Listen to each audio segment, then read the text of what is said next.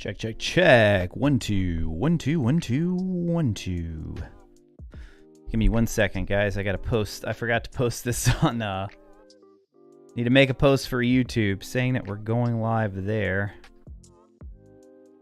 since that is where we are indeed live at the moment. There we go. Oh, hold on. I need to put an image with it. Gotta have an image with it. You know how it goes. That one. Oh, that's actually perfect. Perfect little square there.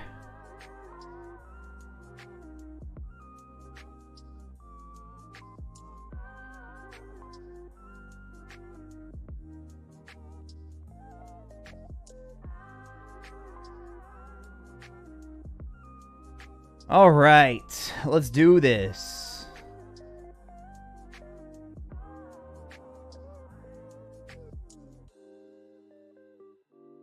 Let's do this.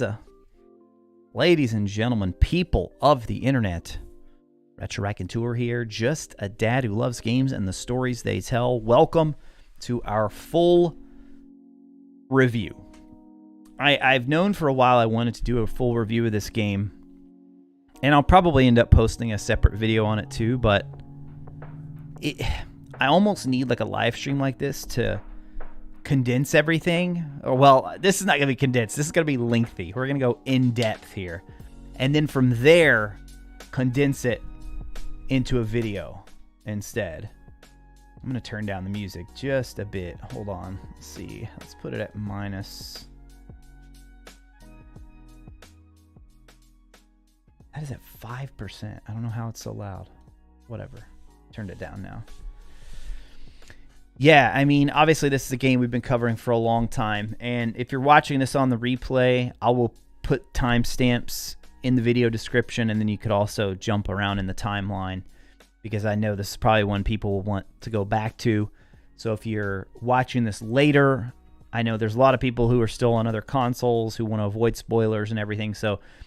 well, the part here at the beginning, we'll just kind of catch up and chat for a little bit with everybody, so you don't have to worry about any spoilers there, and then we'll shift into the actual review, which I was trying to outline out last night, like, how do I want to go about this? Because I don't want this to be like a traditional review. Traditional review, it's like, hey, here's what we liked, here's what we didn't like, here's kind of our overall thoughts, and we're done, we're out. But this is a game that we have studied. And I don't use that word lightly. I mean, we have studied this game and well, I shouldn't even say the game. We've studied every bit of information that has been released for this game for a while. And so for a channel like ours, I just didn't feel like it would do it justice just to do a normal review and then move on. Like, that's it, right? So thank you guys for being here. We are in the non-spoilery portion at the moment. So let me catch up with the chat here. Looks like Jake was our very first one tonight. Jake, how's it going, dude? Welcome in, welcome in. Marco, soundtrack in the house. Jenna is here as well. Anna Pym. Welcome, Anna. How's it going? Anna said she's not going to be able to make it too long. I think it's late for you. Or early, depending on where you are. Nico, the real-life Chief Warlock in the house. Welcome in, Nico. Also, Ken, ready to hear some hot takes? We'll see if we have any hot takes. We'll see if we might have a couple hot takes. Might have 1 or 2 hot takes. Black Rose, welcome in. Thank you for being here. Nightbot, hey, Nightbot's here on the job tonight. G8 Goon, maybe? Maybe that's supposed to be Goon. Just got the official game guide. Looks fantastic. Yeah, there's a lot of good artwork, even in the game guide, which I still have not been able to fully look through. I've skimmed the art book. I wouldn't even call it skim on the game guide, but I've glanced at it, but I really want to dive in here when I have some more time. Let's see. Jenna Lee Turner. How are you? Welcome in, Jenna Lee Turner. Good to see you there. Uh-oh. We got Nearly Headless Nick. Somebody just got welcomed into Gryffindor. We've got Elwin, the real-life Newt, in the house, gifting out the 5 Tier 1 memberships. Elwin, good to see you tonight. Thank you so much for dropping in and gifting those 5 memberships, guys. If you got one of the gifteds, make sure you thank Elwin. I also saw, I don't know if it was Stream Elements like refreshing or what, right when we started the stream tonight, there were a bunch of people renewing memberships. So it's very possible it could have just been refreshing and catching up. But either way, I want to say thank you to Megan, Guwop, Staffy, Politis, Stefan, Lonky, JP, El Huvis, Brittany, Templar Gaming, The Flash, A. Kashiki, Gonzalez, Yoda. Oh, wait, hold on. Before Gonzalez, all those are channel members. Welcome back to House ReconTeur. Thank you all for being here and choosing to be members here. Enjoy the emotes that you get to use in chat. Also a special Discord role as well. And then Gonzalez Yoda and S. Groninger subscribing to the channel. Elwin then gifting out those 5 memberships. So congrats to those of you who got the 5 gifted right there. And Elwin, thank you so much for your support. Guys, also, big giveaway. I want to make sure I get this in at the beginning in case anybody misses it. Giveaway. We are doing a giveaway for the Hogwarts Legacy Collector's Edition on the PlayStation 5. Unopened. The giveaway is legit. This is the version that I bought for this is the copy that I bought for myself. WB actually ended up giving us a copy of the Collector's Edition, which was very, very kind of them. But we're not allowed to give that one away. However, the one that I paid for, I can give away. So I am giving that away to you guys, the community, really to say thank you for all the support over the past 2.5, 3 years. I mean, it's been a crazy ride with this game. So if you are watching this, Replay Squad, if you're watching this before March 17th, Friday, March 17th, you can still get in on the contest. So I will make sure it's not going to be in there now. But now if you post exclamation point giveaway in the chat, so chatters that are here live, you'll be able to see the link there.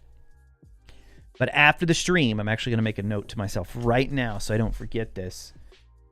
But after the stream, if you're watching this on replay, I will pin a comment, and I'm also going to put it in the video description. So, video description, link, or contest. So the only way you can enter is through a website called Gleam, Gleam, and I have a link that takes you specifically to my contest giveaway page. There's a bunch of different ways you can enter. If you do all of them, then you get like 10 additional entries. So it's things like log into Twitch, follow RetroRaconteur on Twitch, check out RetroRaconteur on YouTube, those sorts of things. And so for every little task you do, you'll get an entry. I think following me on Twitter is worth 3, and following me on Twitch is worth 3. So those are worth a little bit more. But then if you do everything, you'll get 10 additional. Now, if you're somebody and you're like, hey, Retro, I don't have any of those things, and I don't want to sign up, there's one on there. There's one on there that all it says is, like, answer a question. And you just, like, you could type in, I mean, try to legitimately answer it, but if you don't want to, you don't have to. Just put, as long as you put something in there. That'll at least be one entry for you. It does require an email because I have to have a way to contact you. And if you win, you will have to give me an actual address. It could be a business. It could be your home. It could be your parents, your brother, your uncle, whoever, you know. Doesn't matter. But I need a place to ship it. And I will say, like, I will try to ship it to anywhere in the world. I don't mind. Hold on. Mrs. ReconTeur's texting. Anytime she texts me, it's always, if she texts me during stream, I'm like, okay, I should probably look at it. Chandler is in the chat. Yo, Chandler Wood here tonight. See, Mrs. ReconTeur, guys, she's looking out for me. She's looking out for me. She's like, oh, no, he's doing that thing where he's behind on the... It's okay, Mr. ReconTeur. It's okay. However, thank you for letting me know. Chandler Wood in the house, ladies and gentlemen. Community manager, Hogwarts Legacy. Chandler put out a pretty funny clip just the other day, if you guys didn't see this. The cats... I'm telling you, dude, the cats in Hogwarts Legacy, you guys, you thought they were innocent? Nah. See, you guys know, the regulars here know the issue that I have with cats in the real world. Actually, I really like cats. I'd probably have a cat if I wasn't highly, highly allergic to them. I know Chandler has a couple cats. Dude, Chandler, it's ridiculous, man. Like, when my eyes just start itching like crazy. They turn super red. I start sneezing. Even when, I've told this story before on stream, but there was one time we were at a friend's house. She actually put her cat away. The cat wasn't even in the room, but there was like a bunch of us there, so several of us were sitting in the floor, and so I kind of had my hands like behind me, and I don't even know if we knew she had a cat or not. Maybe we did know, but when I got up, like I had obviously had cat hair from sitting on the floor. Must have gotten it on my hands or something. Oh, it was crazy. It was crazy. So yeah, but if you guys didn't see Chandler's clip on Twitter, check it out. Not in the official game, just a little dev magic, something the devs had fun with. All right, let me get caught up here. Let me get caught up with the chat here. But thank you guys so much for those of you who renewed your membership. But yeah, as far as the contest goes, you guys can do exclamation point giveaway. That'll give you all the details you need for how you can actually enter. And yeah, then the end of this week, March 17th, 5 p.m. That's the latest you can sign up. We'll announce a winner. It is the U.S. copy of the game. That's the other thing I was going to say. So, I mean, if you're like UK, Australia, somewhere else, you can enter, and I'll bite the bullet. I'll ship it wherever I need to ship it. But I don't know like how the region locking and all that works on PlayStation. I have no idea. So just know that everything you're going to be getting was bought here in the U.S. It's U.S. copy. All right, now let's get caught up with our chat here. I see Jenny in the house as well. Jenny, good to see you here. Damia1, Professor Baxter, JJ Sticks, Draco, Craig Dennison. Craig, good to see you here, my friend. Emily, let's get those hot takes. Zutara, welcome in, Zutara. Izzy XP. I was like LZZY. Izzy, good to see you, Izzy. Welcome in, welcome in. There's Chandler. Let's see. Oh, it did the thing. It did the thing again, guys. It's pie day. I can't stay long, heading to pick up a couple of pizza pies for dinner. Definitely be on the replay. Hey, awesome, Chandler. Appreciate you stopping by, man. Appreciate you stopping by. Yeah, I'm looking forward to this one. I rarely do, whenever we do lives, I mean, I have like kind of a general outline of what we're going to cover, but it's usually pretty kind of off the cuff. We have one or two main topics. But this one, man, I was like, I really want to do, like I was saying in the beginning, I just want to do the game justice. So I really want to break it down and give everybody more than just the usual kind of review you'd get for a game, What the Christy? 5 months. Christy, thank you so much for renewing your membership and all that you do for our community here, Christy. Thanks, Retro, for giving us such an amazing place to come together. Appreciate y'all. Appreciate you, Christy. Then we have Brian in the chat. Michael in the chat. Let's see. Little Paveo. I never know how to say that one. Welcome in. MacGyver. I don't think I've ever seen you here before, MacGyver. Welcome in. Appreciate you stopping by. Oh, Lord. I love that name. O-L-O-R-D. Oh, Lord. If you could create your own spin-off sequel, what would you base it on? Love your vids, mate. You're a legend. Hey, thank you so much. Appreciate the kind words. Sequel or spin-off? We've talked about this somewhat. I think it's going to need to be like a whole separate video at some point. So, like, kind of my idea.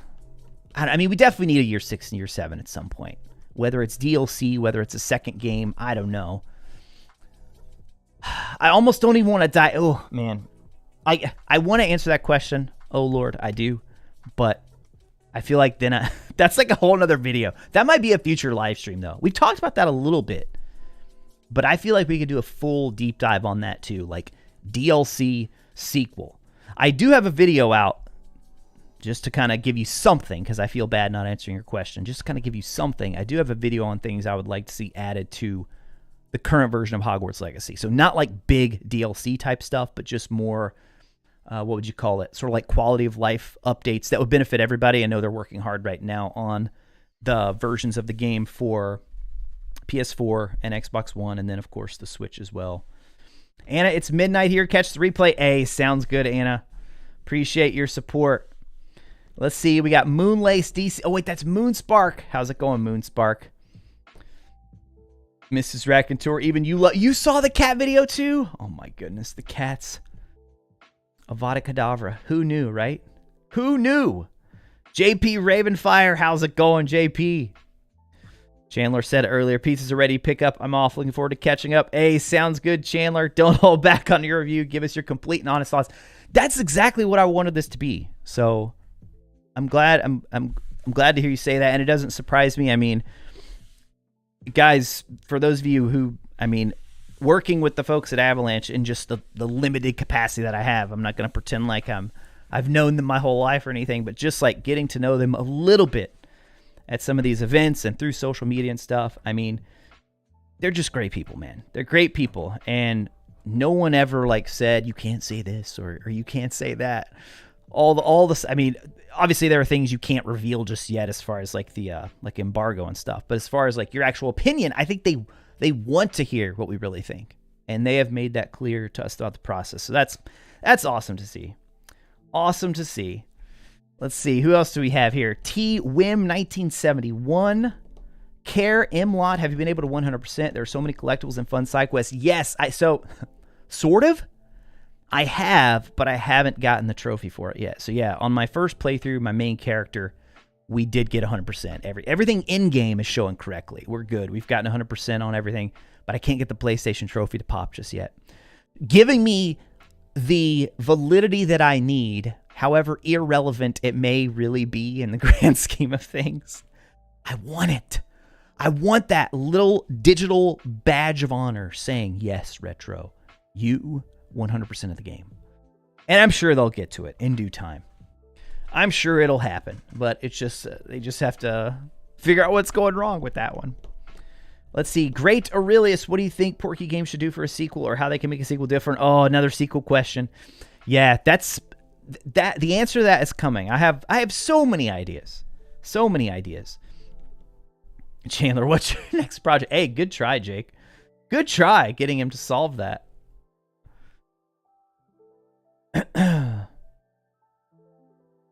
Keep up the good work. Hello from Slytherin. Draco MacGyver. Oh, you changed up your name, Draco. There you go. Wait, we have two Dracos now. We have a Draco underscore MacGyver, and then we have Draco DRAIKO. We have that one as well.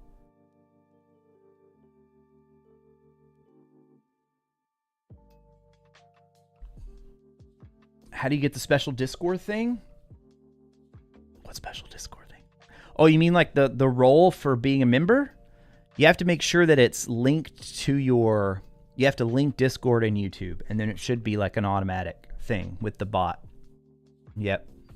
Should be like an automatic thing. Yeah. If not, if you have it all linked up to where your Discord and YouTube are linked, then, and if it's still not working, I have no idea. I have no idea. All right, well... That's a nice welcome in to everybody. Appreciate you all being here. I think no one has anything else. I think we're ready to dive in, man. I think we're ready to dive in for the full review.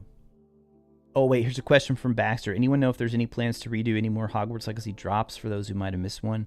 If you mean the Twitch drops, they said no current plans.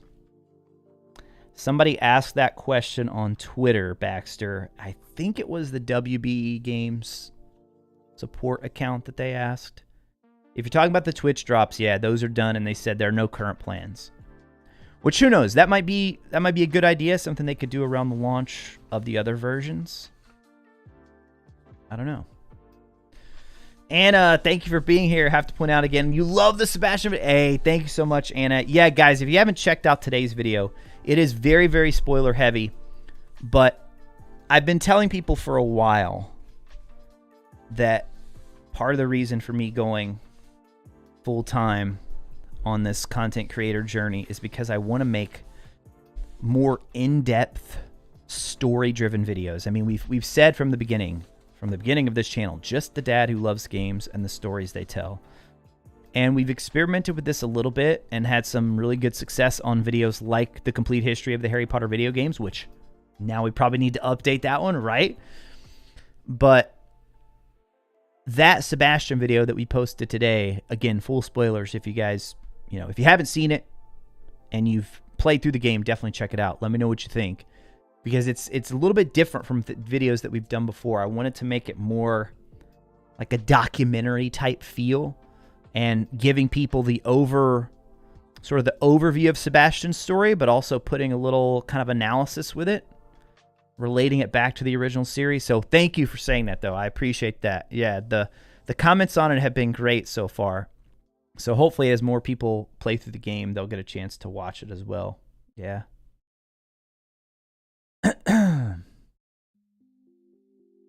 Joseph, I think they will. Oh, you think that? Yeah, it's possible they could do it. They could do another drop thing whenever those versions hit. You enjoyed it, Moonspark? Nice. Thank you. Thank you. Appreciate it. You got it connected, Jake? Nice. Hey, I appreciate it, Baxter. Thank you for the support, dude. I know you're waiting patiently. You're waiting patiently, and I'm sure that they have, you know, they're trying to get it out and get it ready for you guys. They want all players to be able to enjoy the game for sure. Thank you, Karimlot. I appreciate it. Soundtrack feel like you put on. Yeah, I did. I changed up the voice a bit. I wanted it to be more of a, I mean, it has to be a different voice, I feel like. Because normally, I mean, if I'm doing kind of a news type top 10 people of the internet, here's your top 10 Hogwarts Legacy gameplay tips. Da da da da da. You know, it's more fast paced. But when I'm telling a story, you can slow down a bit. You can pause. You can let people feel the weight of the words as you say that. You know, you can use all those things. So, yeah. But when I played it back, at first I was just like, oh my goodness, I don't know about this. I don't know about this. I don't know about this because it sounds so different from my normal tone. But I had Nico give it a watch before I posted. I was like, what do you think? Do I need to like go back and change my voice up? And he's like, no, I think it fits. So shout out to Nico. Shout out to Nico. You enjoyed the voice. Could fall asleep to it. Nice. Appreciate that soundtrack. Yeah. I've tried it once before in another video. Oh, which one was it? Going back and listening to it now, and I'm like, oh, that was too much. It was too dry. I can't even remember what it was now. But the video, our most viewed video on the channel, the Hogwarts Legacy kind of preview video that we did, that is one of the few videos that I rewrote most of the whole thing. Well, I rewrote the intro and then I re-recorded the entire thing. I recorded it one time and I hated how my voice sounded. I was like, no, it wasn't me. It was too sort of dry and slow paced. And so then I rewrote the intro and re-recorded again. And I was like, well, okay. I think that was the right move. I think it paid off. All right, guys. Here's what we're going to do next. We are going to switch scenes. And when we switch scenes, we will officially move into spoiler territory. So if any of you have to bounce out, I get it. Understand. No hard feelings. And anybody on the replay squad as well, thank you for being here. Again, at the end of this, I'm going to make sure we have timestamps so people can jump to any part of the video they want to check it out. But yeah, so just kind of the overall plan is I'm going to do, well, you'll see. You'll see.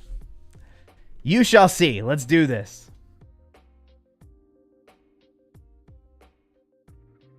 All right, man. We have not used this view in a while. So whenever you need to write something in depth, hold on. I'm going to kill the music too. I need to focus. We got to focus here. The slow mode is making you linger longer. Oh my goodness, Anna, I can't believe all this time here you haven't gotten gifted yet. That's very rare. We have so many gifteds here in our streams. It's all good though. Honestly, like now that the game's out, we could probably turn the slow mode off. We had to turn it on like before the game came out, man. Those streams, there were so many people in there and the chat was moving so quick. It was hard to manage. So all right, so let's pull out the trusty notepad. The trusty notepad. So let's say Hogwarts Legacy full review. And just so it's clear, PS5, Digital Deluxe, And then we should also probably say copy provided by WB, just for full transparency. Okay, so as I was saying at the beginning, like, I didn't want this to be a traditional kind of review where you give your pros, you give your cons, you give your summary, and that's it. We may do a video like that eventually. But for this, I really wanted us to be able to kind of drill down deep. So when I consider, like, what makes a game, right? It starts with the gameplay. I know I say I'm just a dad who loves games and the stories they tell. And story is obviously a very important part of games. But for me, it really all starts with the gameplay. If the game is not fun to play, even if it has a great story, and if it's a terrible game, then it's kind of like, well, what was the point of that, you know? Now, some games, for Hogwarts Legacy, I'm going to divide it into two major points. We've got gameplay and we've got story. They weave back and forth. They go hand in hand in this game. It's really hard to separate the two, actually, with a game like this. Just as an example for you guys, if you look at something like Telltale's The Walking Dead, that goes much heavier on the story side of things. Much heavier on the story side of things. And you know what? Let me move this. I want to move this just a little bit to make sure that you guys, to make sure you can see everything there. I don't want any of this to be cut off. So let me just, I'll just tab over here to make sure. So like Telltale The Walking Dead would be an example of a game that's almost all story. There's very limited gameplay. Then you have other games completely on the flip side of that where it's just purely gameplay, right? That's it. So think of something like Pong. even Mario, the original Mario would be a good example of, you have like the small, tiniest bit of a story there. And even to this day, Mario games, it's pretty much, the story changes ever so slightly. But it all started with that same, hey, the princess is in another castle, right? So games ever since games have been a thing, they've kind of balanced these two things. In the early days of games, it was pretty much just this, right? It was pretty much only gameplay. Now, in more recent years, and when I say recent, the past 2 decades or so, story has really, really ramped up, right? And it's really increased. Now you have games being turned into HBO series. The Last of Us, my favorite game of all time, turned into an incredibly, incredibly successful TV show.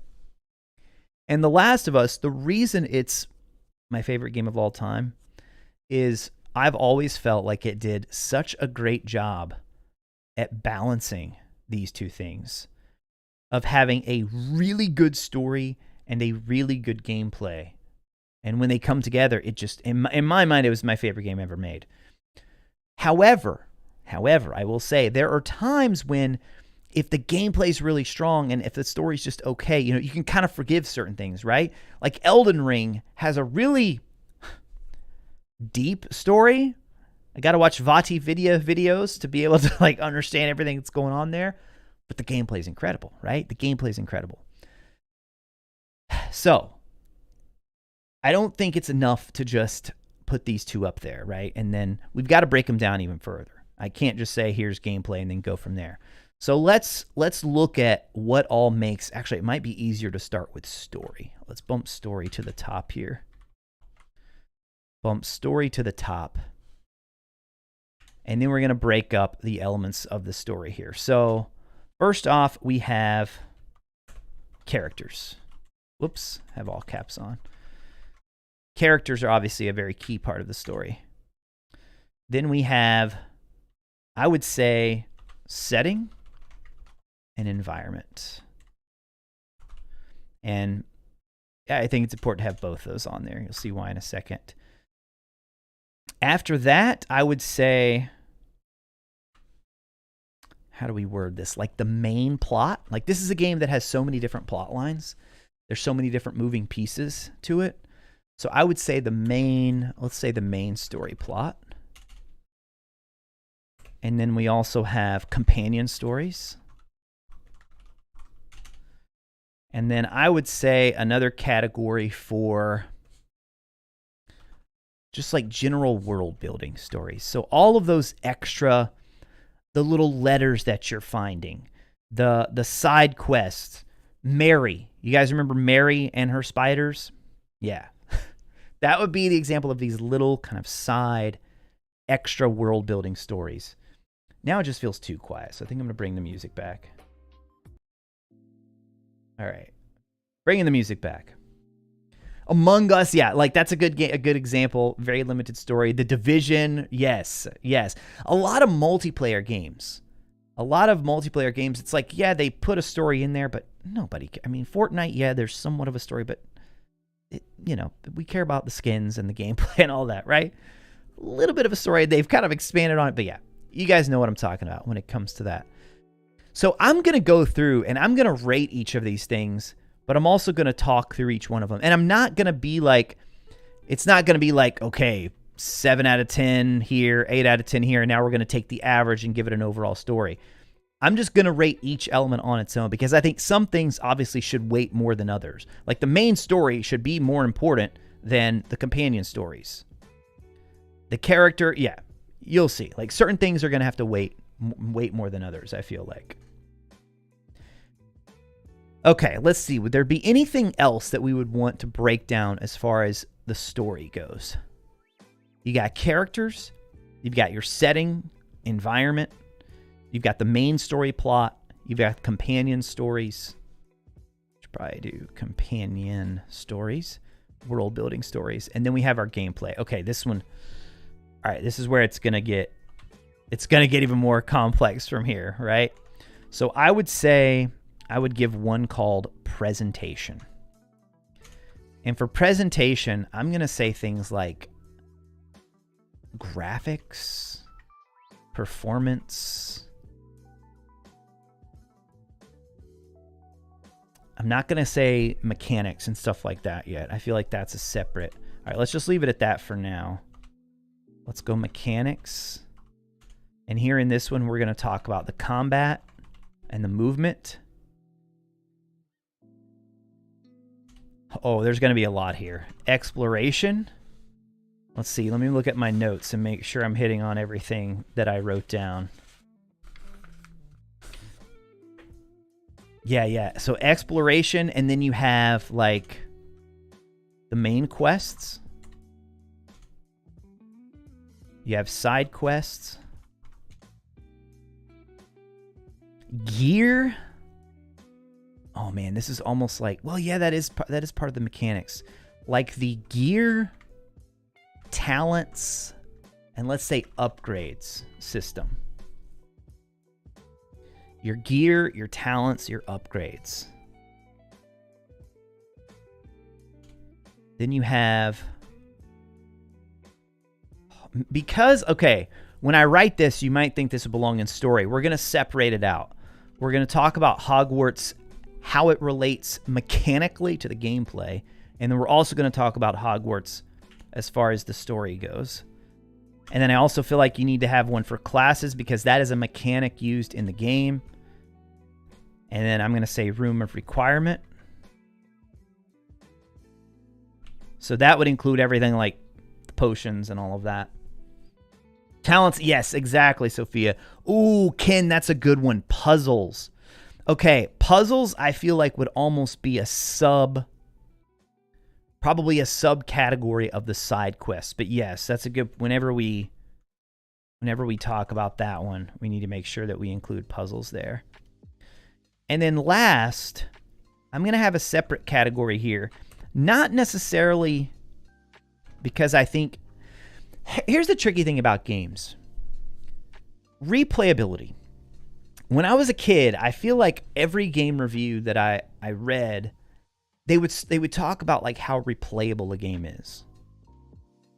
And some reviewers, it would feel like they include, like they weight that in their review. When I've never really felt like that should be, you know, if you play an incredible game, even if you never play it again, like does that change? Does that like somehow weaken the overall experience? I don't think so. And the example I would give for that is Journey. If you guys have never played Journey, that game, it's a very short game. I think it's even on PC now. But that your first experience through that game, yes, you can replay it. I have replayed it, but it's never going to match that first experience. That game has very little replayability. I would argue there's very little reason to go back and replay it, especially once you know the kind of final, like you see how it ends. You see there's somewhat of a little twist in Journey. So I'm not, even if I rated, like let's say I rated this like a 2 out of 10 or something, I'm not going to let that affect my overall like score. But I still want people to know what I feel about the general replayability of a game, because I feel like it's particularly relevant for this game because so many people wanted this to be a game that they could just like play forever, which would certainly get into more of the MMO type gameplay, you know? So I've been listening to a lot of people give their opinions on this game. A lot of people. And I think the biggest thing I hear is that a lot of people had in mind their expectation. Even people who are like, I really do love the game, but I wish it was this other thing that I actually expected. I've heard that from a lot of people. So I'm going to try to balance that as we go through here. Austin Wintory, I know, Austin Wintory with the soundtrack in Journey.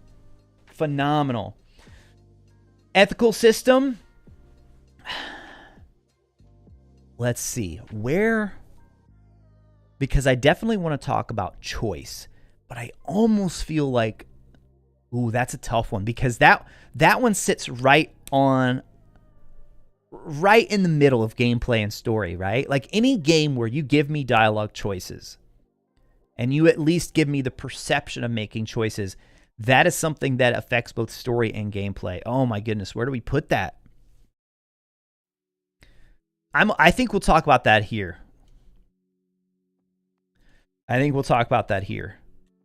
So let's see. How did you word it? You said, yes. So like the ethical morality choices. Oh, but that is gameplay too. That is gameplay too. But I'm just going to put it here right now so we don't forget about it. Soundtrack trying so hard to fight the urge to give into spoilers, so hard to avoid them. I'm going to leave. Hey, soundtrack, it's all good. I understand. I understand people not wanting to be spoiled. Yeah, Wubby, I did see about that. I wonder, I still don't know if they've confirmed whether it was for Robbie Coltrane, but some people were saying maybe it's for like a nod to Buckbeak. But Buckbeak didn't, spoilers. Buckbeak didn't die. I mean, I'm sure he did eventually, but not when everybody thought he did.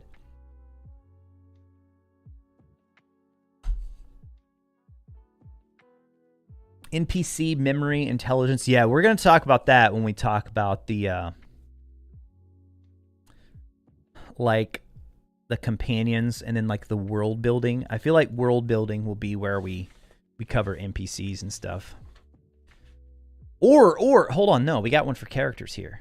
Yeah, that's right. I forgot about that. Okay. Oh man, this is going to be fun. All right, so now let's go back up and let's start going through this. So, characters. Now, even within characters, I feel like you have to break this down further. You've got professors. You've got companions. You've got, I would say, quest givers. So this would be like your Zenobia. Let's see, who are some of the other ones that just give you like a random Samantha Dale. So we'll just say Zenobia, Dale, etc. Then I'll just say students. So these are just like NPCs. And then I'm going to say like the townspeople or Hamlet. We'll say Hamlet. Or no. The Scottish Highlands NPCs. There we go. Yeah, Nelly. Yeah, that's another good one, JP. Exactly. Okay. So now I'm going to go through these, and we're going to give each of these like a score. So professors. And again, we're not getting to gameplay yet. So for this, we're just focusing on story.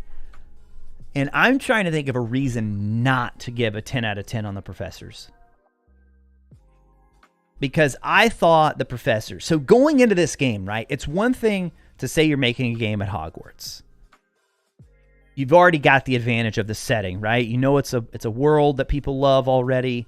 There's a lot of good systems in place as far as how the magic works, as far as how the school works. You've got the 4 houses. You've got all those things that you can pull from. However, if they had just put a bunch of professors in there, and students and characters for that matter, that we did not care about, that didn't fit within the world, it would have been a disaster. It would not have worked. We may still have enjoyed it, but we would have been very disappointed. So let's just go through the professors here. So you have kind of like your main tier professors, right? You've got Ronan. You've got Professor Fig, who kind of helps you out. You've got Black, the headmaster. Garlic, herbology. You've got... Oh, I should probably be writing these down. Okay, so you've got Ronan. You've got Garlic. You've got Black. You've got Fig. You've got Weasley. Yes, how could we forget Weasley?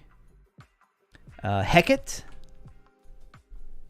Oh, man. And then, let's see, Natsai's mom, Onai. Madam Kagawa. And then, who's the beast professor? Sharp. Oh, yeah, how could I forget Sharp? And then because Kagawa is the flying instructor, right? And then the beast professor. The beast professor slipping my name. Or slipping my name. Slipping my memory right now. Like, even as I'm just going through the names here and thinking about all of the different professors that were here, and I would even include, I think Moon is not technically a professor. Gladwin Moon, maybe he's more like maybe we include him more as a quest giver. I don't know, but I feel like he's more than a Zenobia. I feel like he's a step above that. Like, for now, again, just from a story perspective, I'm going to say 10 out of 10 on the professors. I'm going to say 10 out of 10. I thought they fit in incredibly well with the world. And they gave you just enough of a story to be interesting. However, there's more. If you guys didn't do this, if you didn't know about this, you can actually go back and almost all of the professors... You can get more, you can get like additional story about them from talking to them directly. And a lot of them have like a little private study area. That's it. Howen. Yes, yes, yes. The Beast Professor. Professor Howen right there. Thank you, JP. Appreciate that. And you get this additional backstory for them. Like, if I'm going to knock them for anything on professors as far as the story goes, it's almost that they weren't in there enough. Like, that there wasn't enough with the professors. Because what was there was really good. Was really good. And the final scene, not the final scene, but the final battle, oh, that was so awesome. That was so awesome. That epic scene when all the professors, which, by the way, why wasn't Garlic there? Was Garlic, like, taking care of all the students back at Hogwarts? That is the one thing that I was like, wait a second, where's Garlic? Because I feel like she was in that tier. You know, you kind of have like your tier of the main professor, like the ones that they had announced beforehand. Call him staff. Yeah, that's a good way of describing it. Moon is kind of like staff. There you go. Professors and staff. Yeah. So I'm going to say, I mean, if I really wanted to be like hardcore with this, maybe I say a 9.5. Let's not even do point scale. Maybe I say a 9 out of 10 just because I feel like they could have had even more stuff with the professors. But I'm going to go 10 out of 10 for now because I really... Oh, here's a thing that some people might knock it for this. I don't, personally, but I get why people would say is that they were too similar to the professors that we already know. I mean, let's be honest, guys. Like, Weasley... Clearly taking heavy inspiration from McGonagall. Heavy inspiration from McGonagall. Sharp, I mean, you have this grizzled, angry potions master. Also Slytherin. Let's see. Now, Ronan, I feel like Ronan, although,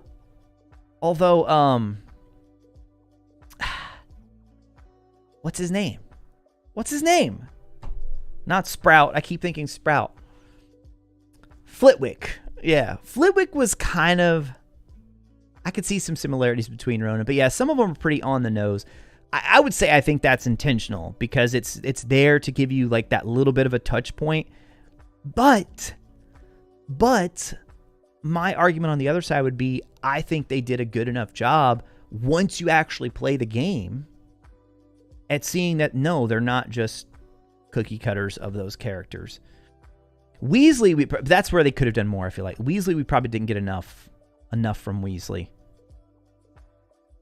Because Weasley was really cool. I mean, she's basically having to run the school because Black is just... Which Black? I thought they did a great job with Black. Thought they did a fantastic job with Black. But again, it's like I just wanted more. Like I could have done with more of all the professors. But we'll get into that a little bit more too when we talk about classes down here. When we talk about classes as far as the gameplay. Okay, but as far as the story goes, I give them great job on the professors. Ronan's room in the faculty section is wild and childlike. JP says maybe plants would have been ineffective in that moment. Oh, in the battle? Maybe so. Maybe so. But I mean, you would think she could still do... You think she'd still be good at like... Oh, I just realized that I'm in top chat instead of live chat. You got to be kidding me. Hope I haven't missed anybody's message as a result of that. I thought it felt like they were taking a long time to pop up. You guys were responding to questions I asked a while back. So that was probably why. Okay, companions. All right. Now that the game is fully out, I think it's pretty clear there were only 3 companions. Natsai, Sebastian, or Sebastian.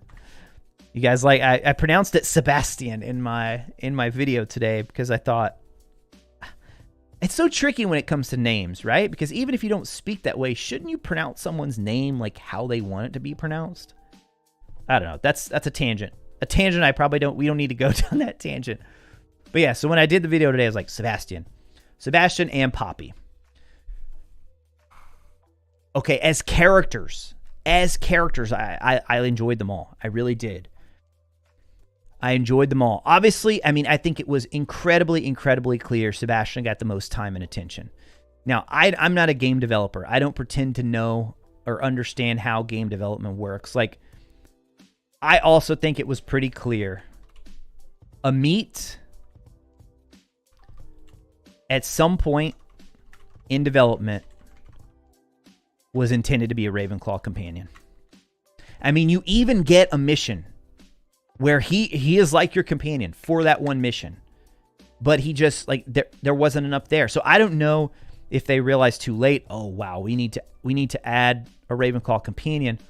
Or if they just kind of, gosh, I mean, who knows how they started. Like, with a game like this, do you start with the story pieces? Or do you start with the gameplay pieces and then try to fit? That's one thing it's been so long since I listened to Neil Druckmann talk about this at Naughty Dog with The Last of Us and talking about how they had to develop those kinds of things. So he pieced out, I know, right? Right? Ominous was great. Oh my goodness, hold on. Oh wow, so wait, we almost need another category. Because Ominous is not a quest giver, but he's not just an NPC either. Oh, man. But is Ominous, like, okay, who else would fit into the Ominous category? You guys think about that. We could have learned Gobbledygook with him. Yes. There was definitely opportunity with Amit. What I'm getting at here is I don't know if it's like maybe they had no idea. Like, I can't imagine they started out and they're like, okay, this character, Sebastian, that's the one. He's the one that's going to be involved in the main storyline, which really, if you think about it, I don't think Natsai or Poppy were involved in the main storyline at all. Sebastian definitely came more into play. I mean, he had missions with us on the main story. I mean, even Amit probably had more than Poppy and Natsai as far as the main story goes. So yeah, I don't know how that works in development, right? Like maybe they just had all these great storylines. And then they decide, okay, we want this character to take this character to take this. When did they decide houses? Is that like a last minute thing? Is that something they decide in the very beginning? It's like at what point? And then remember, we're just talking about story right now because there's the other issue of the gameplay side of it when it comes to companions, the gameplay side of it and how it relates there. Tier 1, Tier 2 companions. Oh, I know. Okay, right now, I'm just going to say, yeah, because Ominous, he is not just a normal NPC. He's not. I'm going to call him, for now. Okay, wait, I got a good example. Like side supporting cast. There we go. There we go, chat. So this would be like Ominous, Sebastian's sister Anne, Sebastian's uncle. Oh, what is that dude's name? Uncle Sala.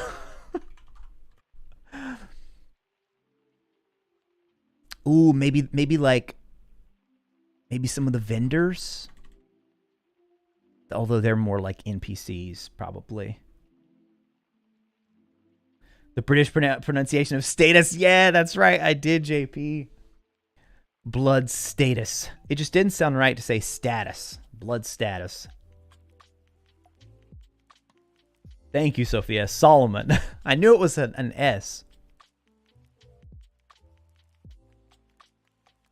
Oh, like the... Oh, well, hey, I mean, we could say like Ranrock, Rookwood. There we go. Yeah. Okay. All these I feel like would be supporting cast. All right, so let's actually put this down here. And then Amit. Amit, like I was saying, I think at some point he was intended to be more, but I don't know if it's like they got started on him too late or if they didn't have enough. So for now, I think we have to put Amit in the supporting cast category. We have to put Amit here. Harlow, yes, that's the... I was thinking of her too. Yep. Almost need a whole section with villains. Yeah. Oh, gosh. Antagonists, right? Deke! Deke is a... That is perfect. Yes, Deke. Oh, man, you guys are good. See, this is why we did this live. Because I knew if I just did it on my own, there would be things I would forget. All right, I also don't really like how this is meshing together right here. So let's do something like that. So we can see a little bit more of separation there. All right, so yeah, professors, they're up there on their own line. They're up here on their own line. Dude, we're going to write a dissertation on the Hogwarts Legacy. The Keepers! Yes! Sophia, that is another good one for supporting cast. The Keepers. All right, but I think it's also important to distinguish here. Like I don't think we need to go and break down and review every single one of these guys because they all sort of help complete the main story, right? Because I feel like your main characters are these right here. Maybe you could, I don't know, Ominous may very well be a main character. Same thing for Ranrock and Rookwood. I mean, they're your primary antagonists for the series. Lodgok, yeah, Lodgok is a good one. And then you have like I mean, like Sirona is more than just a vendor too. Oh. Okay, so I'm gonna say Sirona and then etc. Because there's gonna be I feel like the supporting cast, we're about to split into another category right there. Mewstore, welcome in Mewstore. And yeah, that's a good point too, Dustin. All the professors are not main characters. Fair enough. That's fair. Yeah, so it's almost like a better way of breaking this up would have been main cast, supporting cast, and then go from there. But yeah, that's, I don't know if you hopped in late, Dustin, that's what we were saying about the professors, is just that I give him a 10 out of 10 as far as the story goes, but I almost just wish there was more with the professors. All right, so the companions. Seeing the way that everything shook out with the companions, I definitely think there should have been a Ravenclaw one. I do. But again, I have to give Avalanche the benefit of the doubt here because I don't know how the development worked, right? But when you see that you've got 3 and they're in each of these houses and then you don't have the 4th, I mean, like, that's where you start to ask, like, would it have worked if, could you have kept Ominous in Slytherin and then have Sebastian actually be a Ravenclaw? Because Sebastian's parents were professors, even though he's a Slytherin, and obviously, as you see throughout the game, a very cunning Slytherin, for sure. He clearly belonged there. But his parents were professors. He was also very, very studious. Like, yes, he got into trouble, but he talked about how much he loved to read, had a thirst for knowledge. He's clearly very smart. So, like, what would have happened then? Like, could you have done that? I don't know. But that, as far as, like, rating what we got, Sebastian's storyline was clearly elevated above the rest. So I don't know if it's just they had a lot of good story ideas. And I mean, for any of you out there who write, you know how it goes. I mean, sometimes you just get on a roll and you just have to see that one through. So maybe it's like they just had a ton of good ideas with Sebastian. And then the others, they didn't have as many good ideas, so they couldn't fit them in anywhere. Because, like, what was there of Poppy, I did enjoy. I think the Fire and Vice mission was one of the best missions in the game. Fire and Vice, I think, was one of the best missions in the game. And had, I think, as far as, like, scale and everything, that sense of scale, like, when you go in that tent, I almost wish we hadn't seen that one early.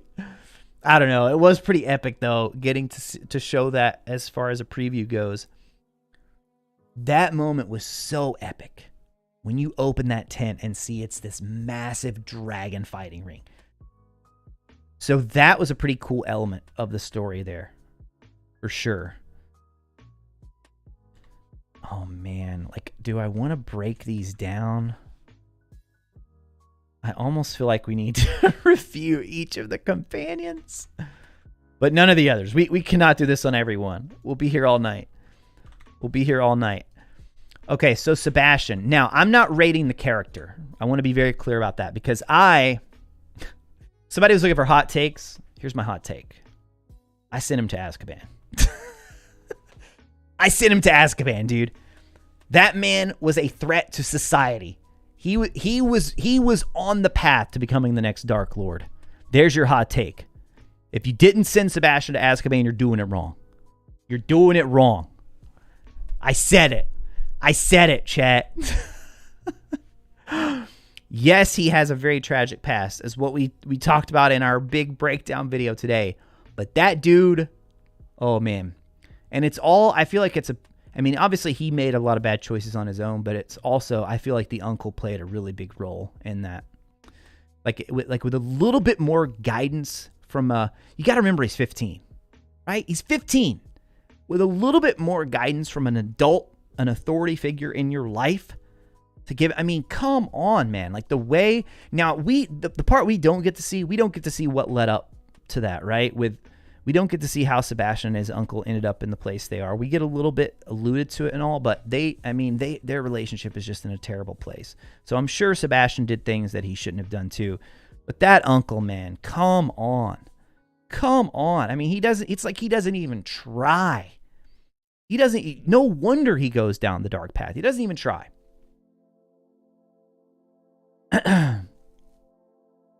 Don't consider any of the classmates companions, more like classmates. The tent was a Harry Potter. Yeah. I love magic. I know, right? Northwoods Nomad. I'm doing it all wrong. No, I feel like most people let Sebastian off. I do. Because I think this is part of it too. Most people went dark arts. Learned the unforgivables from him. You're out here. I mean, that's that almost gets too much into the gameplay. Actually, no. That touches on the story part of it too. Because I wish I wish it wouldn't have been, and I know it's hard to do, man. I know it's a video game. I know we have to suspend like our belief a little bit. My dog's wanting out of the room now all of a sudden.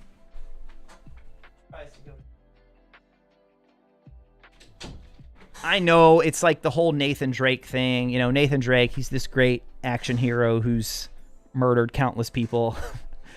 I know, but at a point, it's like, and I didn't know this going into the demo when we got a chance to play the game early. Like, in my mind, I was hoping that we'd be able to do like a full pacifist run, right? Like just incapacitating dark wizards and goblins. I don't know, tying them up, and then the Aurors come in or something and take them to Azkaban, you know? Come up with like some sort of mechanic right, like that, right? Like and you know, Spider-Man games have dealt with stuff like this over the years. Yeah, you know, they pretend like they never kill, but Spider-Man's launching dudes off a building. It's like, okay, yeah. So there's some like a bit of a gaminess to it where you just have to accept that.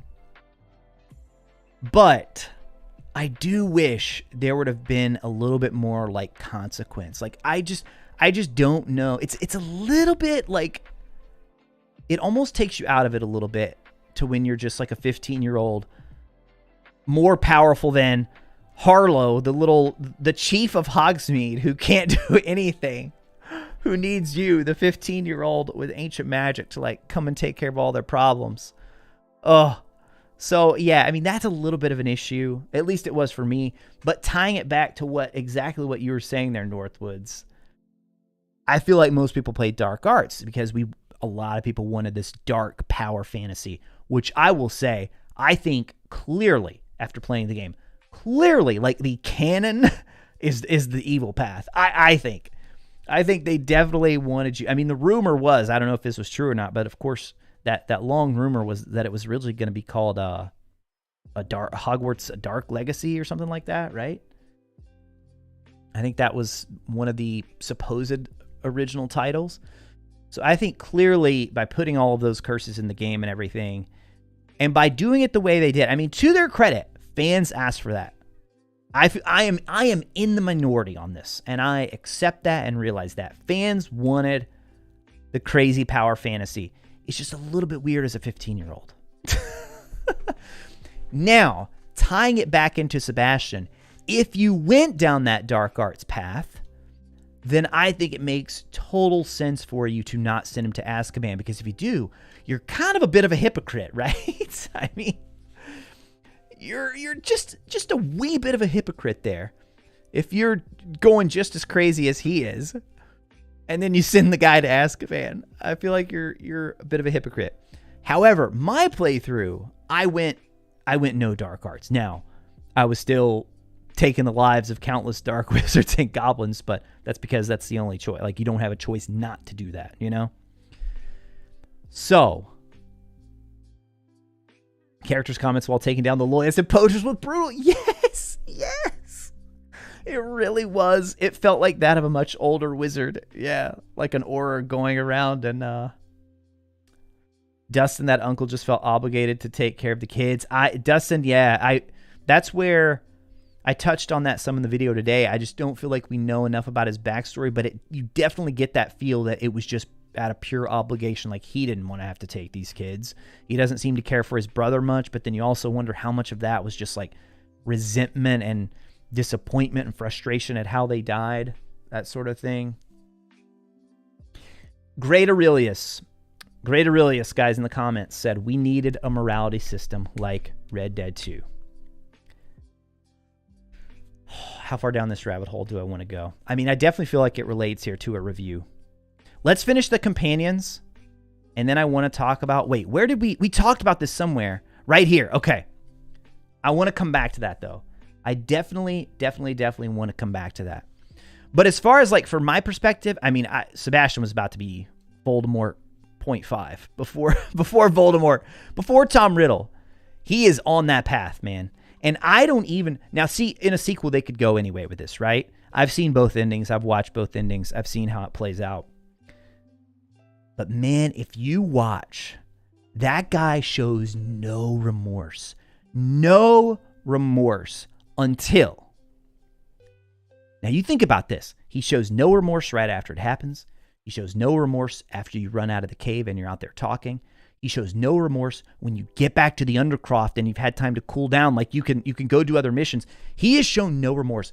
The first time he shows remorse is when, I can't remember if it's the main character Ominous that said, I think it's Ominous that says, like, Anne is trying to decide if she's going to turn me in. And that's finally the moment he breaks down. He's like, what? I didn't mean it. You saw me. Talking to the main character. You saw me. I didn't mean it. I'm like, dude, Solomon, I don't like Solomon. Solomon was not a good father figure, authority figure. He was not a good caregiver for them. He wasn't. But he was not trying to kill his nephew. He was not trying to kill his nephew. That fight could have went a totally different way. Sebastian didn't need to bring out the AK. He just didn't. So, in my playthrough, I feel like the only time he shows that remorse is when he is threatened. And when he is threatened, and when he hears Anne, oh no, like, oh crap. Anne, this person that I've been doing all this for, now she's against me. I've got to apologize. I've got to say I'm sorry. I've got to. And I think you'd be right back on the path again. Right back on that path again.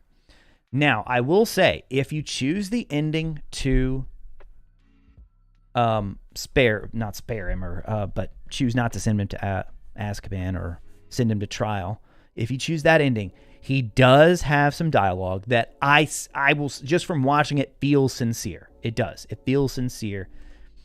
And there is the possibility of like a redemption arc there. However, everything we saw in this game, like, I think he's just incredibly selfish. He doesn't listen to anybody. Whoever was ready for the hot takes, I'm on a roll now. I'm on a roll. He doesn't listen to anybody, man. And I get why.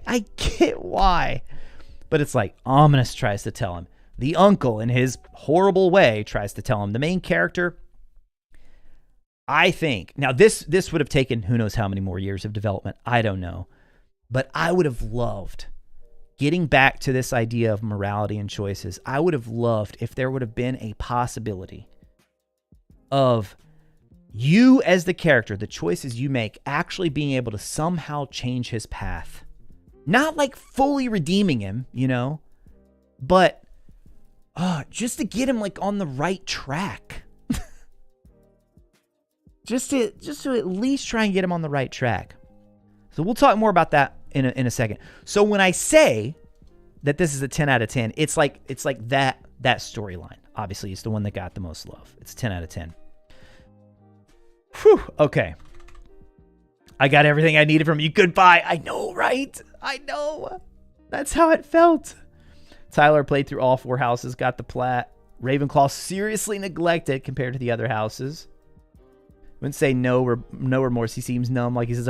Definitely initially, and that's why I was waiting for it. When you get when you have time to cool down and you get back. But he even says like, "I did this for her." I'm like, oh no, I did it for you. And when Anne comes in and like that line when he's like, "Oh Anne, what have you done?" If he had shown any other sign, like that line could have almost been him asking himself, like, what have you done? Like to himself. But I watched that scene a couple times because I was trying to figure it out. I think he was definitely directing it at Anne. Like, what has she done? What? What are you talking about?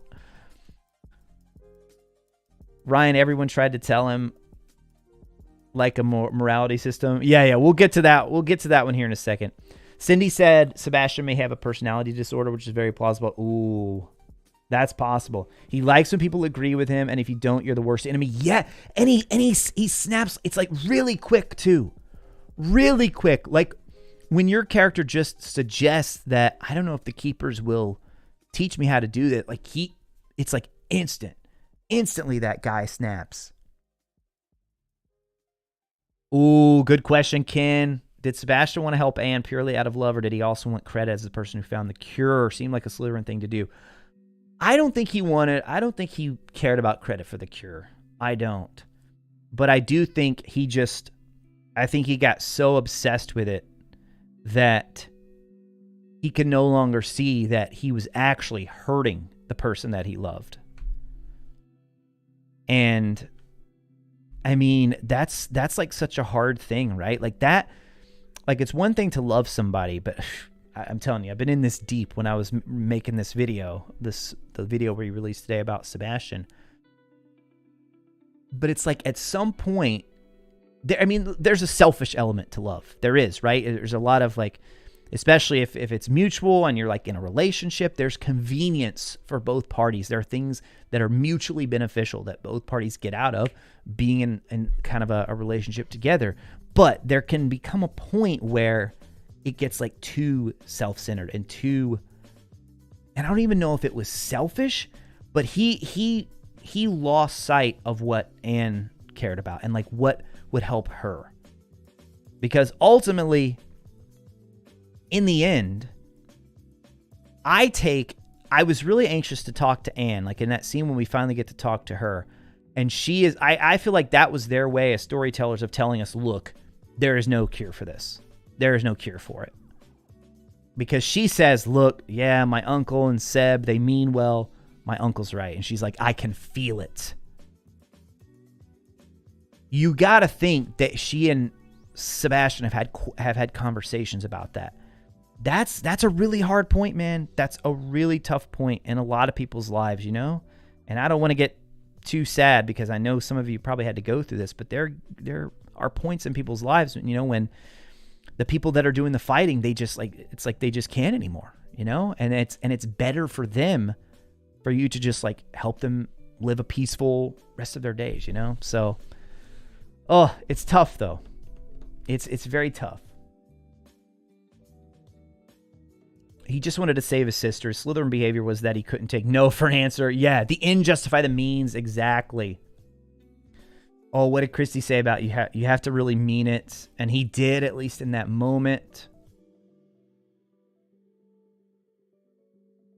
Like Anakin. Yeah, I've heard a lot of people describe him, like see the Anakin Skywalker vibes. Okay, I think we could have done a whole episode on just Sebastian. Maybe we'll do that another day. All right, so Natsai. I enjoyed Natsai's quest. I just feel like they both kind of paled in comparison to Sebastian's. I do. So let's say, okay, on our little scale here, let's say like 7 out of 10 is good. 7 out of 10 is good. I feel like Poppy's was... I feel like it was good. And I still say Fire and Vice, one of the best missions in the game. But we're even from a story perspective. Natsai, 6.5? 6 out of 10? There just wasn't... Poppy, I feel like she just kind of came in too late. Natsai at least came in earlier. So you got a chance to get to know her a little bit more in the beginning, whereas Poppy was just kind of... I thought Poppy had one of the best... I loved the fact that you learn her... She's from a family of poachers. I thought that was a cool twist that I didn't see coming. But yeah, these just... I don't know. They felt too... Poppy's was good. It was good. And Natsai's was good. There was just, I don't know. Dustin, Natsai was better than Poppy. Poppy was a 5. Natsai, 6.5 is good. Maybe I'm over... It's possible I'm overscoring Poppy just because of Fire and Vice. Oh, but Natsai... Oh, hold on. Natsai had the rescuing Highwing. Oh, man. Okay, here's what we're going to do. Just for the rescuing Highwing, we got to bump that up. Oh, wait, hold on. We said we weren't going to do 0.5s. We're not going to do 0.5s. Oh, and that was such an epic moment when you rescue Highwing and you get to fly. All Poppy did was chase an ancient creature in the Natsai questline. It did have a purpose. Yeah, it did have... And to be fair, Dustin, we are just focusing on story. So I think you're probably right. From a story perspective, Natsai's maybe had a little bit more to it. All right, you convinced me. We'll go 7-10 there and 6-10 Poppy. Okay, supporting cast. And again, I'm not necessarily, we're going to get to the overall main story here in a second. But as far as like the supporting cast goes, I would give them a solid like 9 out of 10. Oh wait, hold on. We could just review this up here. Maybe 8 out of 10. I was disappointed in the bad guys. I was disappointed in Ranrock and Rookwood. I thought they probably played it a little bit too safe with the main story. They took all the risks on the Sallow quest line, I feel. So it's good to see them take some risks to do something bold like that, but I wish they would have went with something like that for Ranrock and Rookwood. Not an exact copy of that, but it was just too... I kept waiting for some kind of twist, you know? Every Potter book is known. Now, again, like the Harry Potter books, they're very popular for a reason, right? They were very just like amazing stories that had a lot of them had awesome twists at the end. So I don't want to make light and act like it's an easy thing to do, but they just didn't have that big kind of, they just didn't really have that moment, right? They didn't have that wow moment like that one did. I mean, my jaw, I was not expecting Seb to AK Solomon. I was not expecting that at all. Ominous, one of my favorite characters in the game. I love the turn that I love how he starts off, you think he's this annoying Draco Malfoy. He even kind of has that, my father voice, you know? Natsai a 7 roundup because high wing. The high wing part was amazing too, for sure. For sure. So yeah, I'm feeling good about an 8 there. The Keepers was cool, but I get that they wanted to make them completely new characters. I get that. I know the Merlin conspiracy theorist himself isn't too happy about that. But I get why they wanted to tell kind of their own story. Ominous, again, fantastic. And when she was on screen, you know, she was good. Solomon, like from a character perspective, good character. Really bad uncle. Really bad at dealing with grief and loss. Ranrock and Rookwood, like I said, I just wanted more nuance there. What's so interesting about Ranrock is you get more nuance from him in a side mission that doesn't even, like, I don't think he's even in that mission. We talked about this on one of our previous live streams, I think, is that you learn why he is the way he is. And I'm like, that's a big enough deal that I feel like that should have been in the main story. I feel like that should have been part of the main story. Deke is great. Sarona's cool. I love how Sarona stands up to Rookwood. Rookwood, man, there was so much potential with Rookwood. There was so much potential there, and we all called it. I mean, we kept saying for months in the lead up to the game, like, they're totally going to turn on each other. And then, like, nothing came of it. There were no consequences. So I do wish there would have been a little bit more, especially with the bad guys. Ominous is cool because he's a freaking blind wizard, right? Like the way he gets around. Yeah, Ominous had so many great moments. So many great moments. Deke, yeah, I like Deke a lot. Harlow is useless. How does Harlow still have a job? If you've done the PlayStation exclusive quest, guys. Oh, man. The end of that one is hilarious.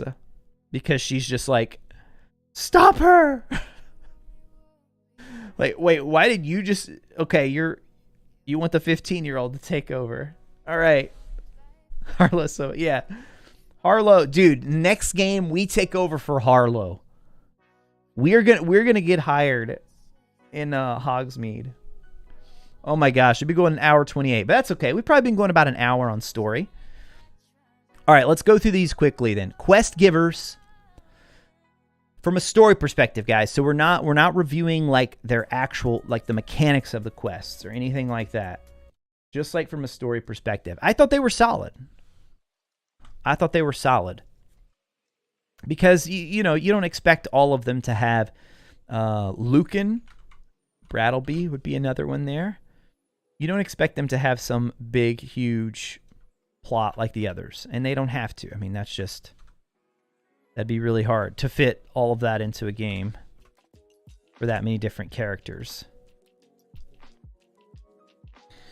So I'm actually thinking, again, we're not reviewing the quests. We're just reviewing like kind of the overall how they play into the story. Yeah, like Cross Wands is cool. Getting to see that, and how I wish there was more Cross Wands, but that does tie into story, but I feel like that's more gameplay. Students, NPCs. In my first 20 hours of the game, my first just initial review, initial recap of things, I rated this as a pretty big weakness because there are so many that you come across who are just like standing there, just staring. They never move. That's it. I will say I feel like I was maybe a little bit too hard on it, because the more I've played the game, the more I have picked up on, there's a lot of extra conversations that I don't think everybody's even seen yet. I was walking by a group of students the other day on my second playthrough, and I heard someone mention a line of Quidditch that I had not heard before. So I went back and I just stood there for like 15 minutes because I was like, I'm just going to see. I'm going to see if this will repeat. And it took a good 15 minutes. They kept talking. And it probably took about 10, 15 minutes for them to finally get back to what I heard them say about Quidditch. So there was a lot of dialogue there between the characters. However, that whole time, there was a group sitting beside them that they were just like staring into space, never said a word. And then I do think it's a little weird. From the Attic, fellow content creator, had a really interesting video that I was watching the other day. And he talked about how, like, in the original Bully, a very old game, you could go and you could talk to all the students. Now, of course, that's running on very different hardware and not nearly as much going on in the background as everything Hogwarts Legacy has going on. But I was surprised that you couldn't talk to more students. There was only, like, after classes was like the one time you could do it. Right after a class would happen, there would be these options. You would see the little indicator above their head. You could go and talk to a lot of the students. That stuff was cool. But it was like only right after the classes. So this one, it's a bit of a mixed bag for me. Sometimes it's great. Sometimes it's great. You'll walk by and you hear a really cool conversation happening. But it's like you can't say or do anything. You can't say or do anything. Yeah, Blue Moon, exactly. Lots of random conversations, you just can't partake in them. Yep. See a student stuck in the air? Yes, that one was so funny. There's another one where this happened to me late game. You go up in the hospital wing, and there's a student in there with a goat. And they claim that it's their friend who has been trying to become an animagus, and that they are the goat. Oh, it's so funny. The dialogue on that one is so good. So it's like stuff like that was so good. But then there are too many times when it just feels a little bit dead when it comes to the NPCs. So I'm really torn on this one. Like, I don't know. In terms of a score, I don't even really know how to score. I mean, I'm kind of like in the 6 to 7 kind of range. Like initially, I would have probably been at a 5 out of 10 because I was pretty disappointed when I first started the game, the first 20 hours. But the more you play it, you will see more conversations. And like the goat one, I mean, you see these hilarious ones. You haven't even seen that one, Dustin? I'm sure there's some that I haven't seen either. So I still feel like there's a lot that people haven't found. I'm going to go 6 out of 10. And it's like the stuff that's in there when it's really good, it's so good. But then when it's not, you'll see like this. I saw this one Gryffindor look like a first year student. I pointed him out in my first impressions video. I see that dude standing in the same spot all the time. And there's like no, at least from what I could see, there's not really any routine to the characters. Like, I was thinking, man, maybe you're going to have characters that like actually, well, you know what? Sometimes there is, because I saw a bunch of Slytherin students leaving the common room one time. So I guess there is somewhat of a routine to it. Scottish Highlands. Okay, NPCs. As far as story goes, that's like a lot of the vendors and stuff. All the little extra stories, like Mary and her spiders. Or no, that's going to be in world building stories down here. Oh my goodness. Are we even going to get through story in this review? Are we even going to get... No routine. There's been people that follow them and they run into walls and keep walking. The frog let loose in Central Hall? I don't think I've seen that one, Care. I do not think I've seen that one. Thought our companions were going to assist more, go on more quests. Yeah, I agree, Ryan. I think we'll get into that more when we get into gameplay here. I think we'll get into that there. We never get through everything we need to. Dude, I was like, okay, a solid 2 hours will be plenty of time to go through. Like, gameplay and story, those are going to be my big things. But as far as like the vendors and everything goes, I mean, I'll say like 8 out of 10 on that, because I don't feel like they need to be like that one. It doesn't weight as much as the students. Like the students, Hogwarts, that's our main place. That's where we're at. All right, this one's easy. This one's easy, man. 10 out of 10. Like the castle, the Highlands, exploring all of it from a story perspective. I mean, you already knew that though, right? That's why we were interested in the game. Hogwarts Legacy. That was our main reason for being interested. It's because it takes place at Hogwarts. 10 out of 10. That's an easy one. Main story plot. We touched on this a little bit here when we were talking about Ranrock and Rookwood. I'm hovering somewhere between like a 7 and an 8.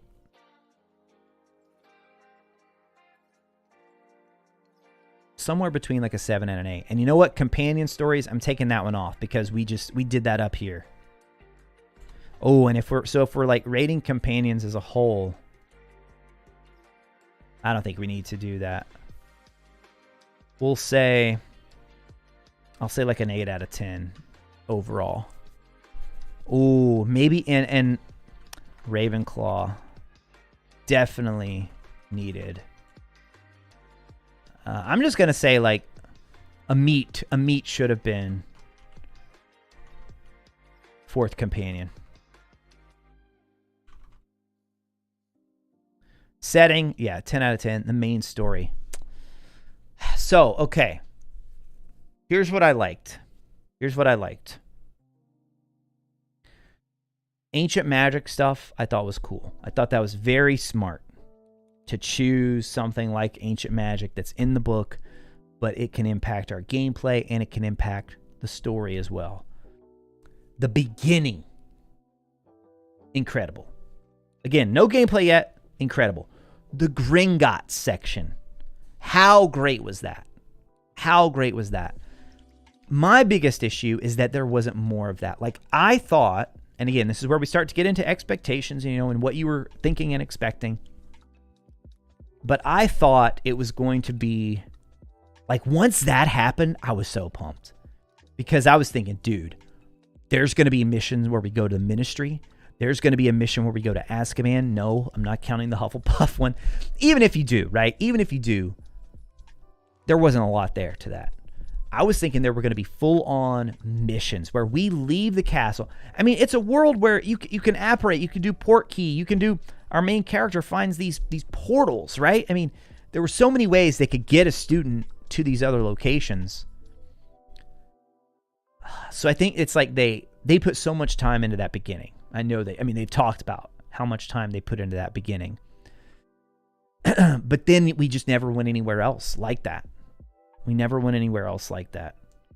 And again, I'm not even counting the Azkaban one because it was cool for Hufflepuffs, don't get me wrong, but it was such a short thing.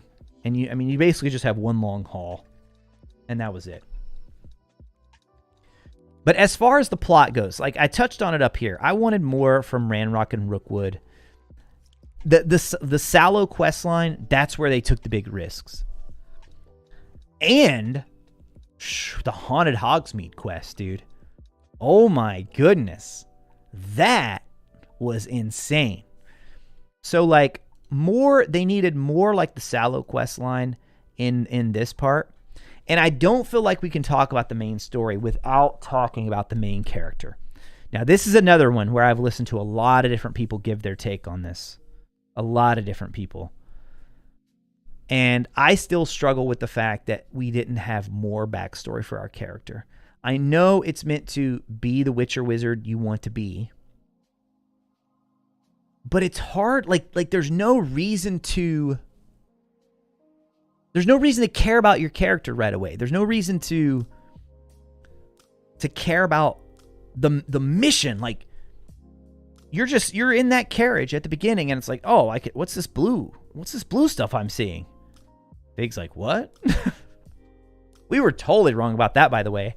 Remember how we thought Fig, like maybe that's the whole reason we're starting late is somehow what have we been doing?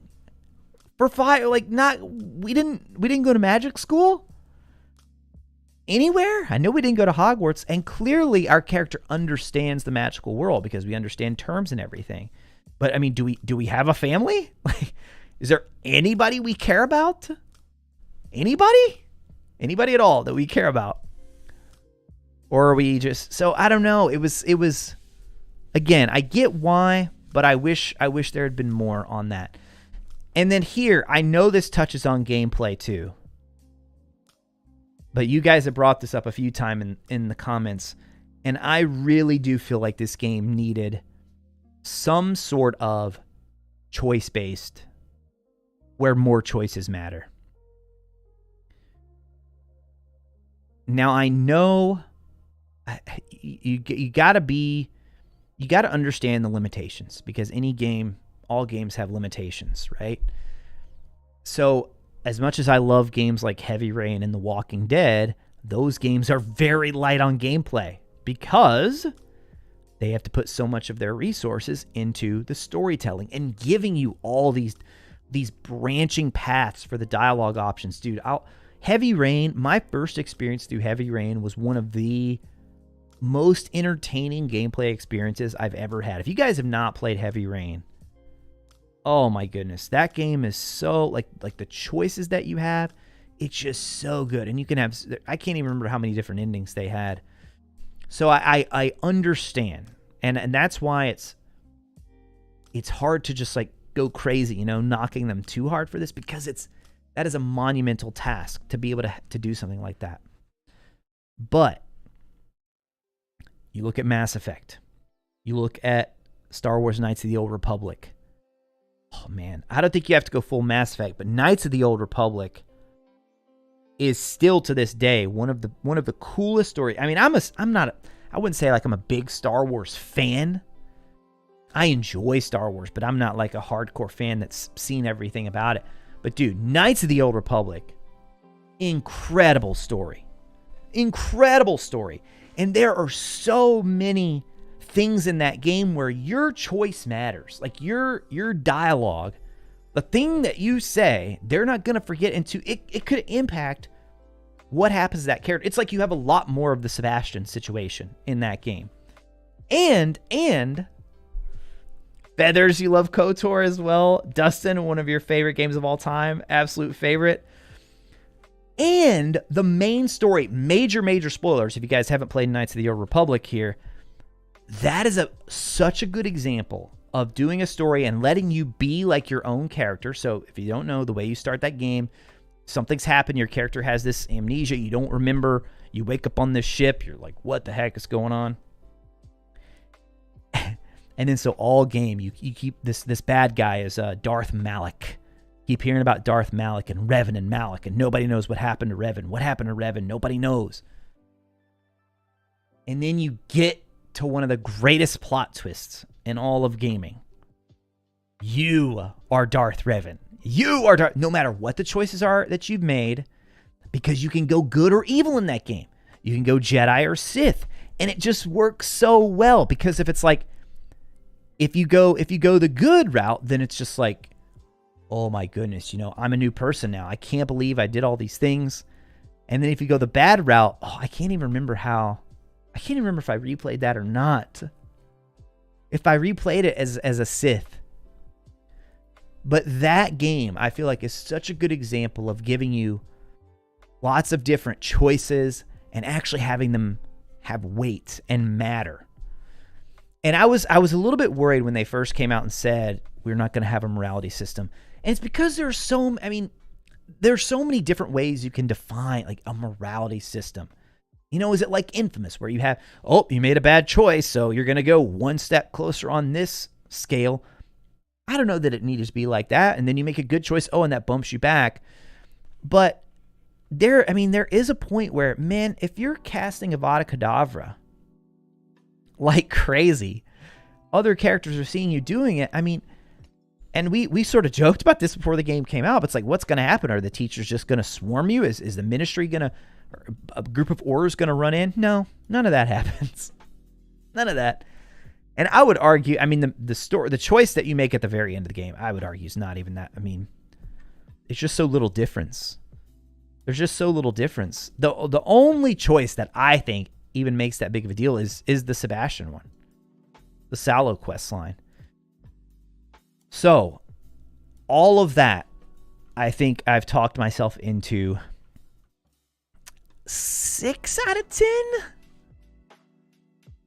7 out of 10?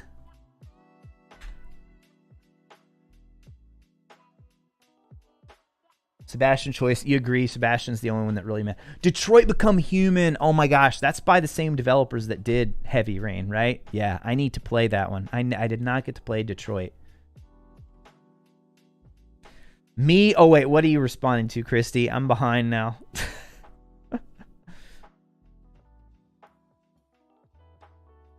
Sebastian is the only one that really matters. Yeah. I mean, that's like that choice. I'm going to go 6 out of 10 for now. Oh, AK everywhere. Yeah. Casting AK everywhere. Crucio, Imperio. I mean, think about, it was such a big deal in the series when, like, Harry, when they use it in Book 7, when they use Imperio on the goblins, like, that was something they really had to wrestle with. But then it's also at times, like, the uncle is so over the top with him using Imperio. I mean, I know it's kind of dark when he makes the goblin just like, but it's like, come on, there are degrees here. Imperio, not on the same level as Crucio or AK. Depending on what you make the person do, I guess. And in his case, he went to the goblin. So that's why the uncle just lost it. But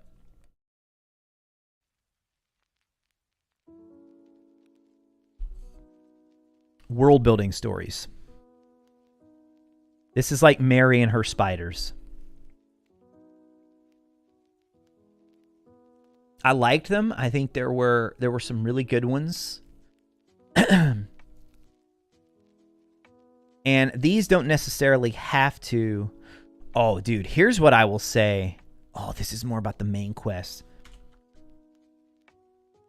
But I'm just going to go ahead and write it down here right now. Needed longer quests. I'll expand on that more when we get there. So the world building stories, again, they shouldn't be as important to the overall score as like the main story plot. But yeah, I liked a lot of the world building stories. I loved how they brought in elements that we know from the Wizarding world, like Saccharissa Tugwood. Great example. The quiz, the little quiz that you can take. That was so good. I love that.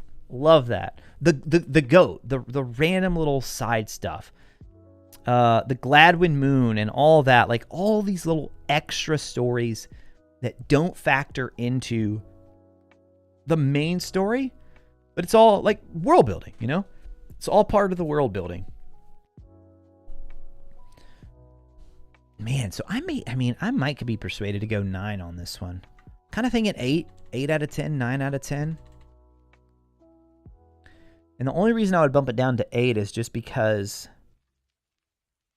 you do have to kind of... The troll that this woman thought she could train. Oh, I forgot about that one. Yes. The lady that thought she could train the troll. But she was doing it for like self-defense for where she lived. Because of all the raids and stuff. Then you kind of feel bad for her, but it's like, oh, come on. You poor sweet thing. What are you trying to train the troll?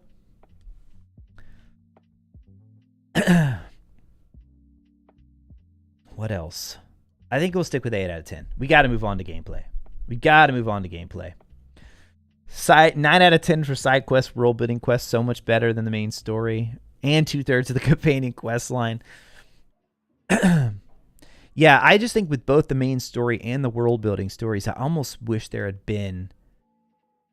It was very like, go do this, you're done. Go do this, you're done. Some of them had multiple steps to it, but it was more like the Albi weeks. Like, oh, here's the broom upgrade. Okay, I got another one for you. Whereas, like I wish there was more stuff like the companion quests, like where they were multiple steps. Okay, that is it for story. That is it for our story review. So we broke down the characters, the professors, companions, the supporting cast, quest givers, all that. Now, hour and 50 minutes. All right, let's see if we can do this in an hour. You guys think 9? I'm going to stick with 8, but we will let the record show that chat, the majority of chat here are kind of leaning more toward 9 on the world building stuff. All right, presentation and graph. Like, I almost want to put this one at the end. Like, that's a technical thing that you hope shouldn't matter. So I'm gonna bump that. Down. We'll talk about that towards. All right, combat and movement. This is where if we're not. I was about to say this is where we get really deep. We're pretty much really deep already, but. We're going to take it like another layer now. So combat itself. And I almost feel like I got to bump up gear talents and upgrades. We have to talk about that in relation to combat. We just have to. It doesn't make sense. We have to touch on that here. So I'm going to say like ridiculously fun. The combat is so fun. The combos are great. Spells and the enemy like weaknesses work so well together. I love all that stuff. I absolutely love all that stuff. Like I would say I'm comfortable saying the combat is a 10 out of 10. Moving around your character, navigating about the world, all of that feels great. They really did a great job with that. I've talked about some minor stuff like with the spell diamonds and how I wish we could slot more spells. Like I think the Room of Requirement needs to be a totally separate spell thing. Like that, you shouldn't have to slot them. And then there are even other things like the beast bag. Like, why couldn't that have been contextual? Little things like that. But just overall, the combat was so fun. I will say, now I'm still giving it a 10 out of 10, but I'm still going to give like some constructive. I would have liked to see more enemy variety. More boss battles. And even like, I would say like mini bosses. And just like lean more into the combat. Like this would be positive, I guess, neither positive nor negative, but like more, how would we word this one? Like I love the fight with the giant knight and with Ranrock at the end, like having to use like all these different skills that you've gathered, like having to switch to multiple spells. I would have loved to have seen if they would have had even more time. Like what are some other crazy, ridiculous scenarios? So combat scenarios? More combat scenarios for using different spell combos. 10 out of 10 from Dustin on combat. Needed more wheels. Yeah, exactly. Best part of the whole game, says Dustin. Alexis, welcome in. Craig, how's it going? 4 combat was to be good. Yeah, exactly. Mewstore says 9 out of 10. TWIM agree about the spell slots. More than the infamous foes. Oh, the infamous foes were fun. Those were good. And that's a good example. But maybe I'm getting too far. We'll see. Maybe I'm getting too far into this one. The reason I wanted to move this up here is because this is such a crucial part, I feel like. The gear, the talents, the upgrades, all of that stuff on its own is a 10 out of 10 for me. I love everything about it. However, it's not needed. And what I mean by that is I don't wish they had taken it out of the game. I wish they had given you, I wish there were scenarios that required it. So I'm going to bump it all the way down to 7 out of 10. And we'll explain more here because, so talents and upgrades, or here, let's just boil it down. So upgrades themselves are fantastic. Few scenarios that require them. And requires not even the right word, but it's just like you become so ridiculously overpowered really fast. Really, really fast. And it's like you have like all of the traits. Hold on, did I call it the wrong thing?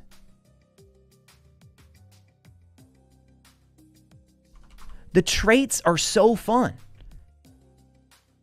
And I was so looking forward to speccing out different types of gear for different scenarios and different situations to be like, okay, when I go tackle this dungeon or this area, I know there's a ton of this enemy in here.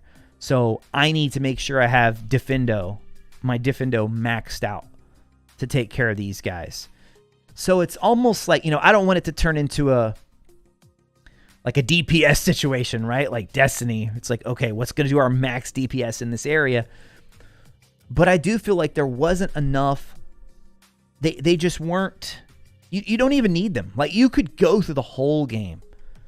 I bet you could go through the whole game without ever putting on any traits and probably be fine. In fact, I almost did just that.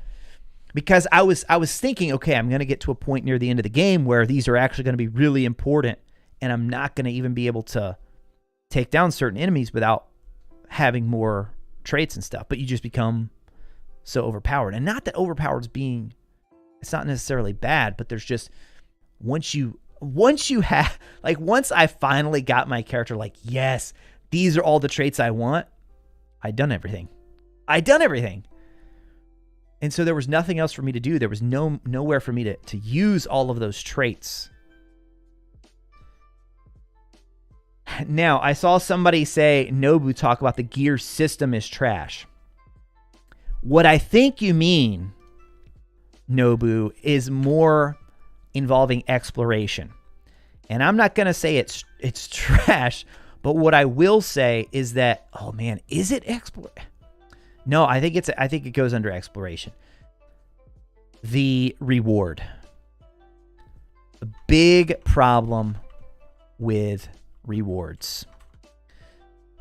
I mean, the system that they had in place, the way they structured it it's like you could see they were almost there.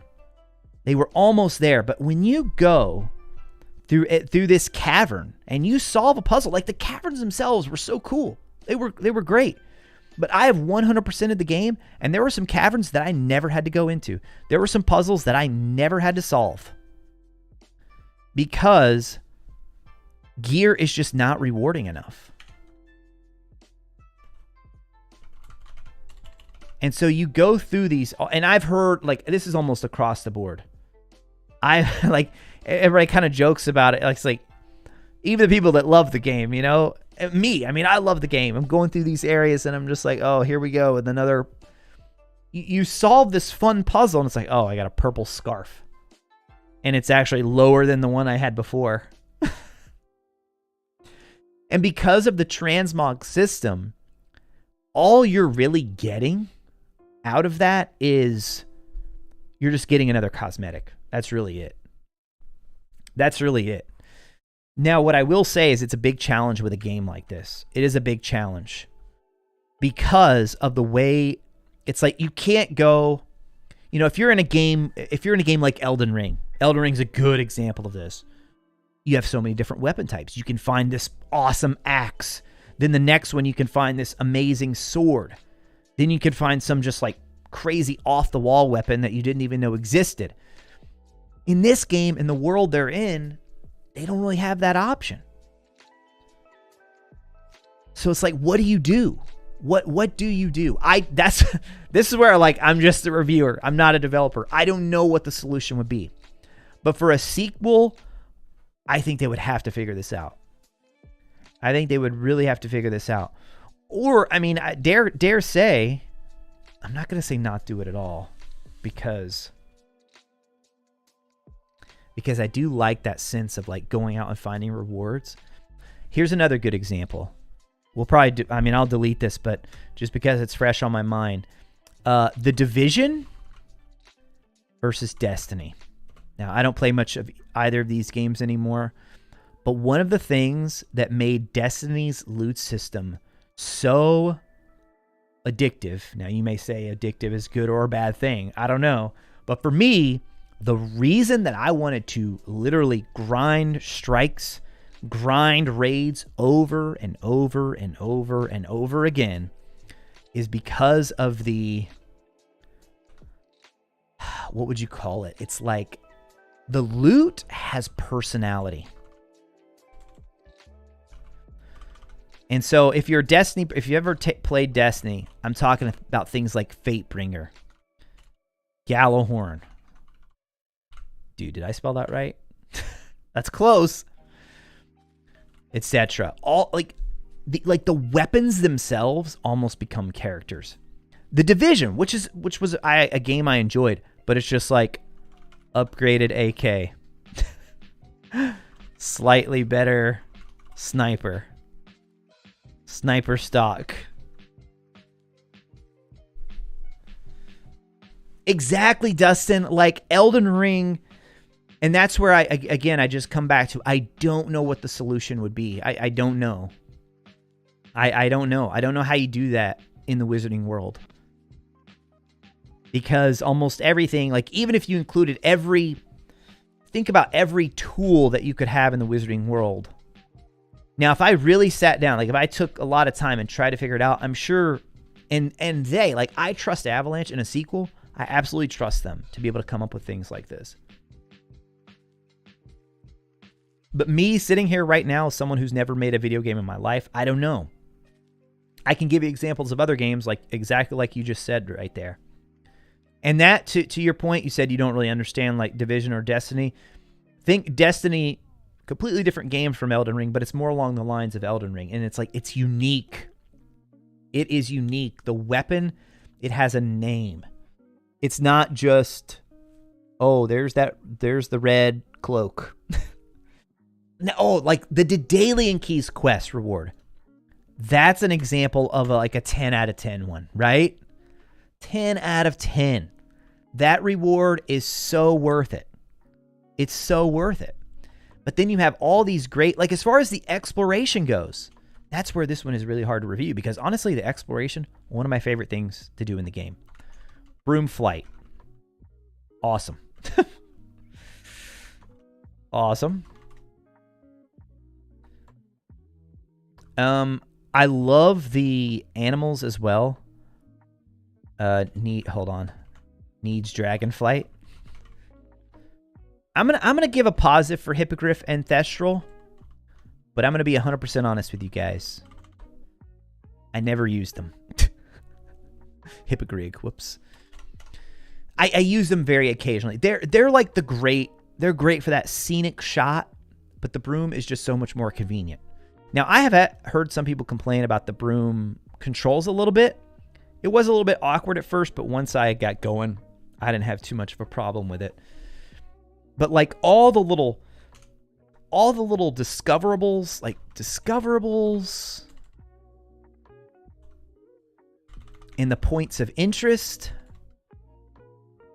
POIs, Hogsmeade. I thought all that stuff was great. The caverns and the puzzles, vendors, I liked all that. I really did. I liked all that stuff. They can add more unique wands that have special traits, but see, that breaks the lore. That's like anything that would break the lore so much. And because you're 100% right. That's absolutely something you could do. Like imagine you fight Rookwood, you beat him, you pick up Rookwood's wand, and all of a sudden, like that wand is plus 10 dark arts or whatever. I mean, yeah, you could do stuff like that, but that is completely lore breaking, especially when it comes to wands. Especially when it comes to wands, just completely lore breaking. If anything, the wand should perform worse for you. It should perform worse. Mounts are slower than the starter broom. I know, dude. It's like, I feel like the mounts are just, they're great for the visuals. Exploration was fantastic. Hard puzzles, very well hidden spots. Yeah, like, see, all that is great. That's why because like all of that stuff on exploration is a 10 out of 10. You know what? Let's separate this out. I'm gonna just say talents, traits, and upgrades. Here we're gonna say gear, loot, and I'm gonna say like 4 out of 10 on that one. For all those reasons that we just talked about. It's just you almost never feel rewarded. Almost never feel rewarded for puzzle solving. It's like the reward is in the journey, man. The reward is in the is in the finding it. Like there was a bunch of stuff, it's like I would just do it because it was fun. I wanted to say, yeah. But if you're gonna have the loot in there, you gotta make it feel worthwhile. Collect the wands with the dark wizard's data feed. Oh, that's dark. Like you have them displayed on a wall. Yeah, the Flipendo puzzles were cool. They were cool. They should have given the brooms traits. That's an interesting idea, Alexis. Yeah.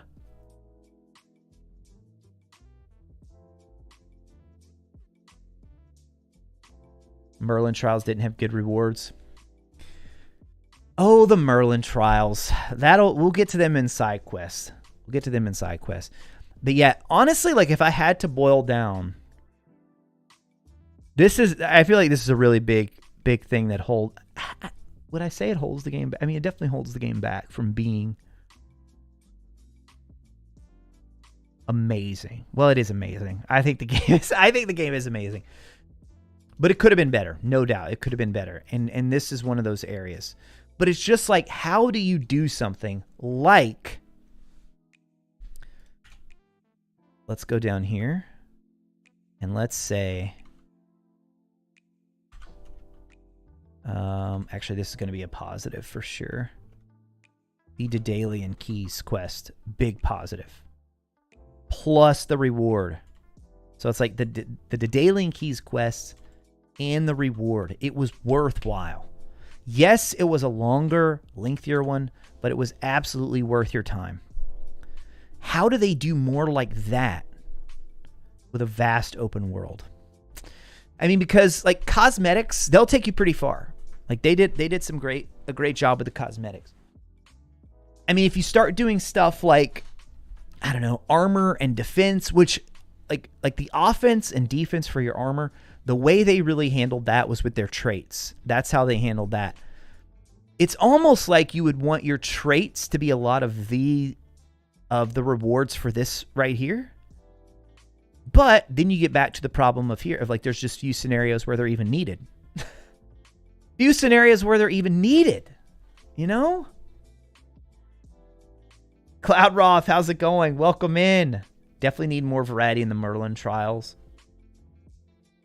We'll get to Merlin trials. We'll get there. But yeah, this was a big one for me, that you almost never feel rewarded. I feel like I'm kind of delaying here because I want to come up with some solutions, but that's not the point of this. We're just reviewing what's there. All right, main quests. Now, I feel like this obviously ties directly back into story, which we gave main story 6 out of 10. That's where we ended up on the main story. Needed longer quests. I would say like multi-layered.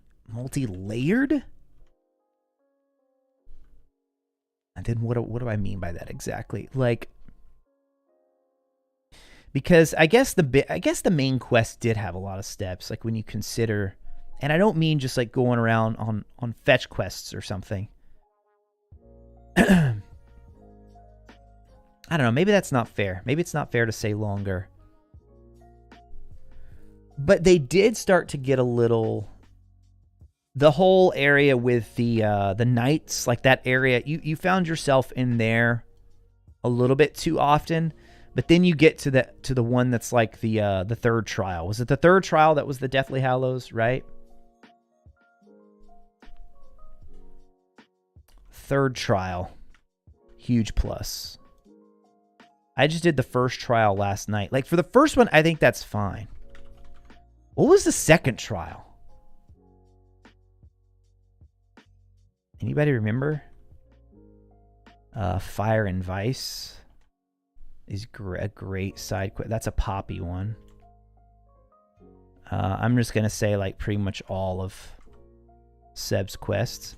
Oh, the Natsai mission with rescuing Highwing.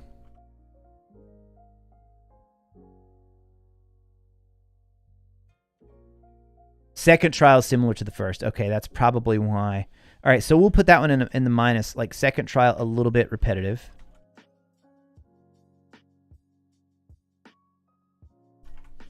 And I'll say the final mission. I thought was great. Like I know some people didn't love like Ranrock turning into drag. I was fine with it. I thought it was awesome.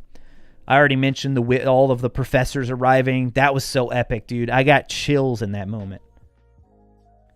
I got chills. That was just so fantastic. Wait, what was the fourth trial? Fourth was a joke, Cloud says.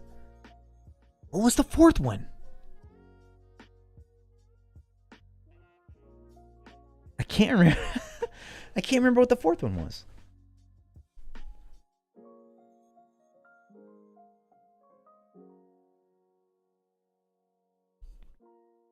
That was the fourth trial? Oh my goodness. Oh. Yeah. Okay, hold on. We're getting... Let's bump this down.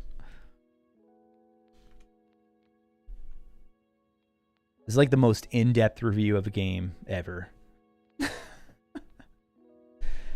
It did come way too late. Like, I can't even believe that was the fourth trial.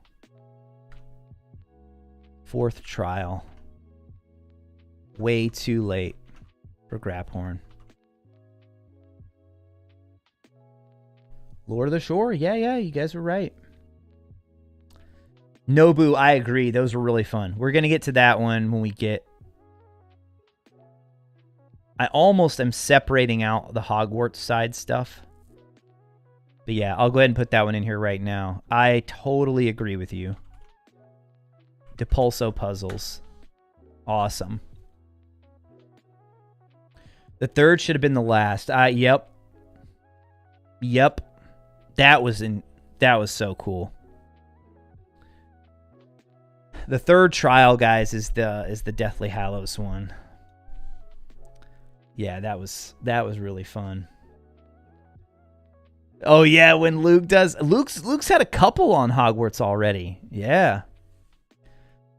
He has had a couple. But yeah, I'm sure he'll probably be doing more. Oh, you disagree? Oh, dude, I love the Pulso puzzles. Some of the most challenging things in the game. But I like the challenge. I do. I love the challenge of them.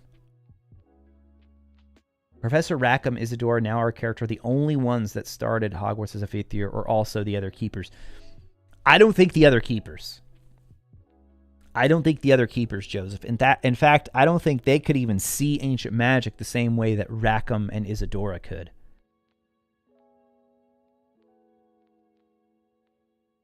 Okay, now this is where I think we also can touch on the lack of a companion system, or like of a true companion system.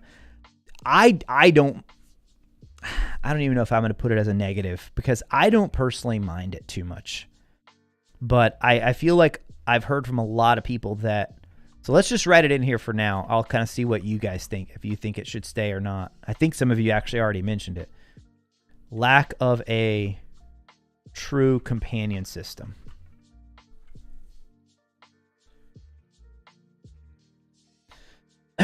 Alexis thinks the issue is Avalanche maybe wanted to complete the main quest first, then do the side quests after it. Most people wanted to savor the game, and we're saving it for later. Yeah, mine got a little weird with Sebastian, because I think I completed things in a different order than maybe what they had intended or were hoping. But yeah, I'm not sure which.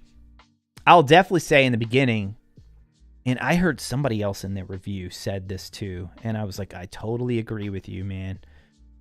If you're watching this right now, I can't imagine you haven't played the game yet. But if anybody out there hasn't played it yet and you're watching right now, don't immediately start trying to explore everything. I feel like it was a little bit too hand-holdy in the beginning. I don't know if this really relates to main quests. I mean, I guess it kind of does. Too hand-holdy in the beginning. And I know there was so much they needed to get out and tell us. There were so many different systems that we had to be introduced to. I mean, you could be like... I think on my first playthrough, I don't think I got the broom until like I was at hour 10 or something. And so what a lot of people wanted to do right away is they just wanted to go explore. They just wanted to go crazy. That was me. I walked around the castle. I was like, I'm just going to pick a random direction and go, right? And that's what I did. And you can do that, but then there's a lot of stuff that you won't unlock until you actually start progressing the main story. So on my second playthrough, it's going so much faster because I'm sticking to the main story. Sticking to the main story. That's what you did, Cloud Raw, that immediately explored. Same for Dustin. Yeah, I've heard of several people saying that. No enemy variety. Yeah, we talked about that in our combat. I put that as one of the negatives, is that it needed more enemy variety. When do I think you should explore the castle grounds and Highlands after doing Zenobia? So Hogwarts, I feel like you have a little bit more room to explore that one early. But I wouldn't explore much of the Highlands until you get the broom. And I know some people like say that it's fun to like explore on foot and stuff too. The broom just opens things up so much. But I mean, then again, that's kind of the beauty of it too, right? Like, who am I to say? Maybe I shouldn't say. I still feel like you could say if you're holding the two-hand holding in the beginning as far as like tutorial. Like, I felt like replaying it especially, I really have noticed it even more. But again, it's going to feel like more hand-holdy on the replay because you already know everything. Oh, hold on. We already talked about this, but the beginning. I guess you would say the prologue. The prologue was outstanding. And what am I including in the prologue? I'm including like Fig and Osric plus Gringotts. Was so good. That was so good.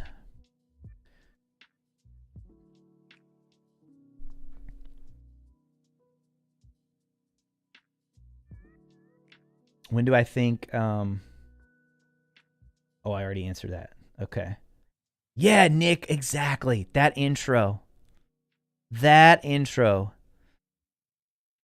I almost feel like that will get into like, oh man, like I guess you would say like how it all fits together. Oh dude, hold on. Presentation, music, and sound. And I'm just gonna go ahead and say 10 out of 10. Music is fantastic. The music is fantastic. Now I've seen like some people that I'm not gonna call anybody out. Some very supportive members of our community. I love you guys. But I've seen some comments on my YouTube videos. Some people saying like there was a member here who they watch our streams every now and then. And they comment a lot on videos. I'm not gonna call you out by name, don't worry. But they said that they like to turn off the music and play the music from the original games. I'm sorry, what? Like, yes, that music is phenomenal in the original games. Jeremy Soule did a great job, yes, but dude, this music is incredible, and stands right up there with those other games. Anyway, I digress, but I couldn't end this without giving a shout out to the music, because the music is just, it's so good. It's fantastic. Cloud Rock, wait, did you really say that right? I promise I did not see your comment before I started talking about music. Oh, that's so funny. No, to answer your question, we had not touched on it yet. Okay, am I forgetting anything else, guys, on main quests? I'm trying to make sure we hit all the main... I mean, I guess that would be it, right? Like the prologue at the beginning, the first trial, second trial, third trial, the final mission. You guys never really did say too strongly about the lack of a true companion system. And I guess this is my review, so I should probably take it out, because for me, personally, it didn't bother me. Like, would have been cool if they accompanied you more often. Yeah, I mean, I think it could have added to it. But I'm not going to include that in my list, because I just don't think it was too big of an issue. There are already mods out there where it's like they're adding people, they're letting you take companions anywhere.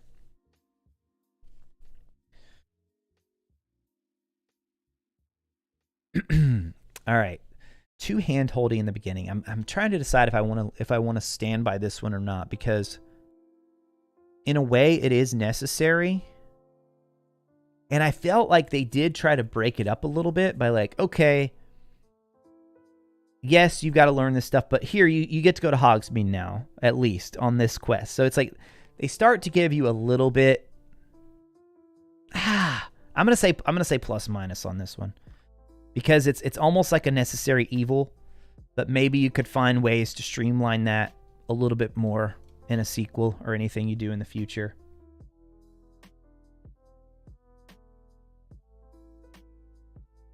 All right. Now we're getting some people speaking out about the companions.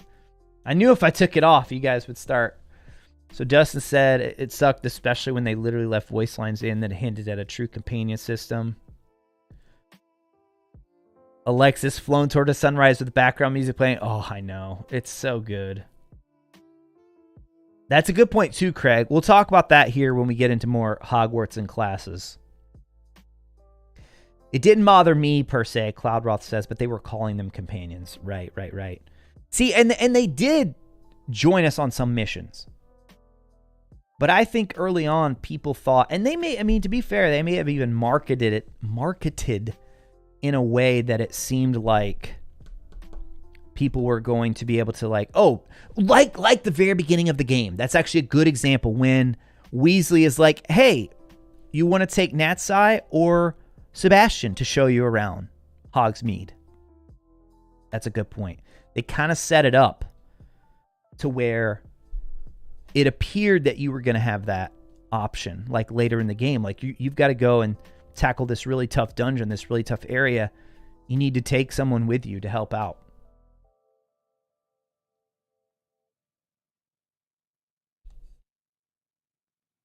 I defeated an Ashwinder by myself. Wish someone could have said that. Wish my friends were here. I've definitely heard the Ashwinder one. I don't think I've heard the wish my friends were here. With cross wands, that's right, Alexis, you do. You get to choose Natsai or Sebastian there as well. Yep. All right, so it doesn't sound like we're forgetting any other main quests, though. All right, side quests. Cross wands. Actually, we're going to say plus minus. Because super fun ended too soon. Not repeatable. Chandler said he was going to watch this tomorrow. Chandler, I'm so sorry. I'm so sorry. He's like, oh my gosh, Retro.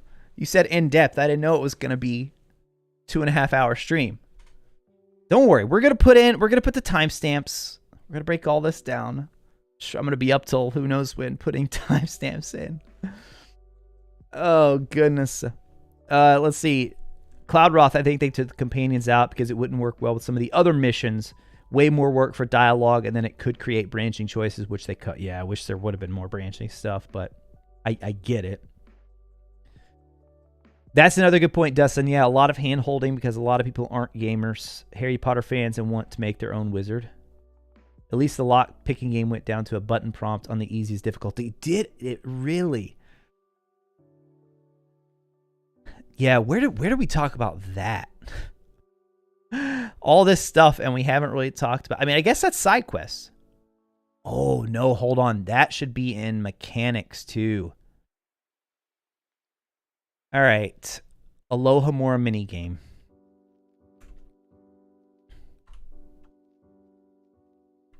I will say, I was initially too hard on it.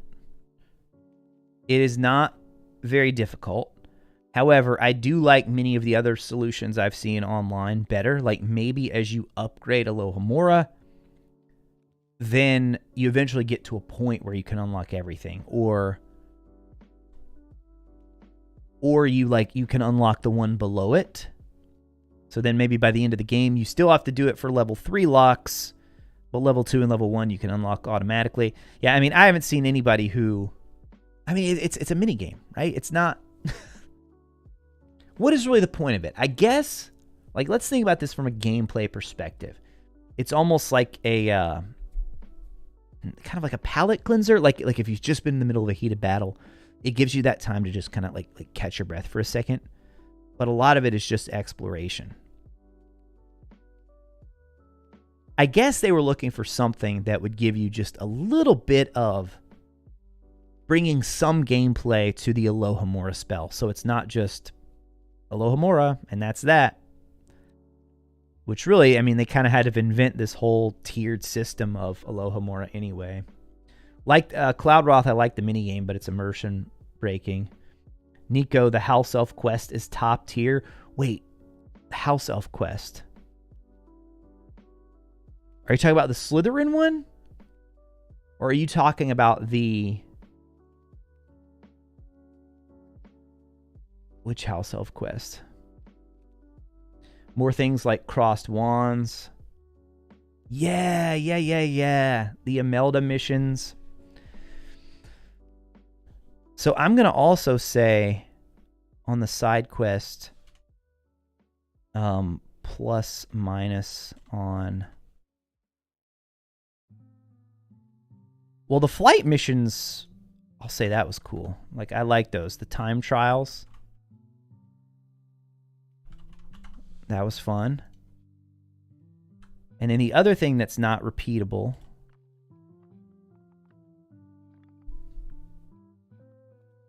Oh, where you go into the cave looking for Deke's friend. Yes.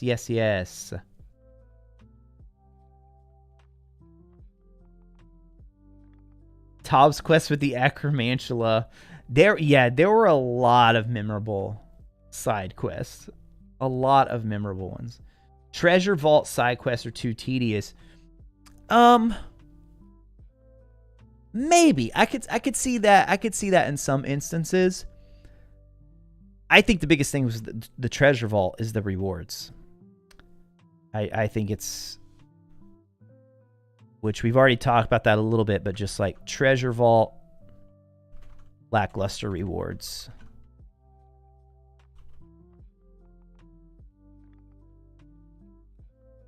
Yeah, Haunted Hogsmeade for sure, which that one's timed exclusive. Haunted Hogsmeade.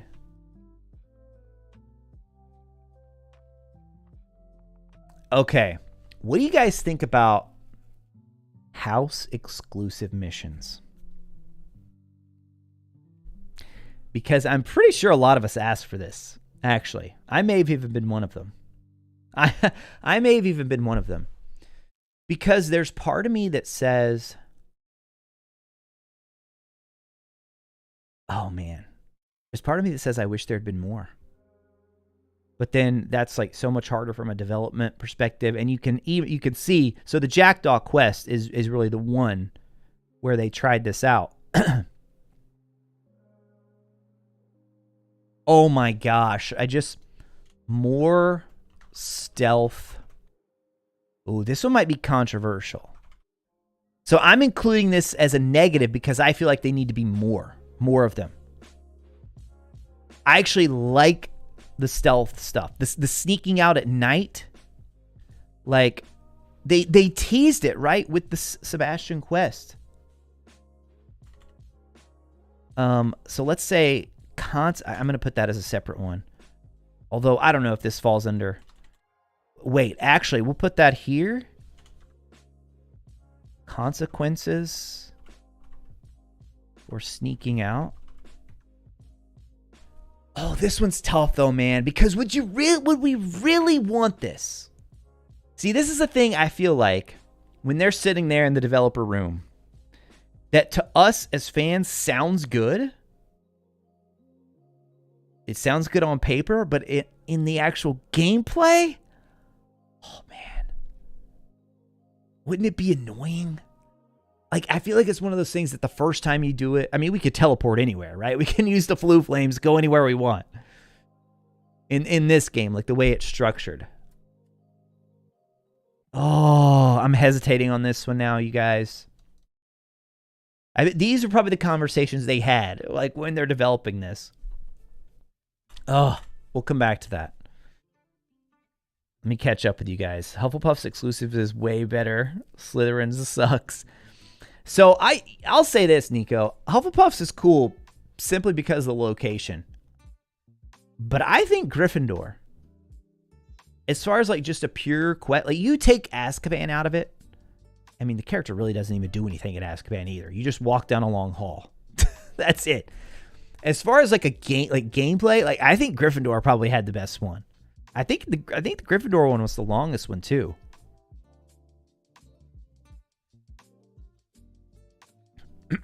Why couldn't Peeves interact with us on a quest? The library sneak doesn't count. Should have had more. You think? Okay, Dustin says more house-related quests. Moonspark also says more house quest. Great Aurelia says more house-specific quests. I haven't seen anyone say no yet. But then, wouldn't we just be sitting here complaining like, oh, dude, Ravenclaw got the worst quests, right? How about this? How about this? I do agree with you guys on this point. Let's say I think there should have been a quest line for house. To where each house has one quest line that is unique to that house. And let's just say it's like 4 or 5 quests.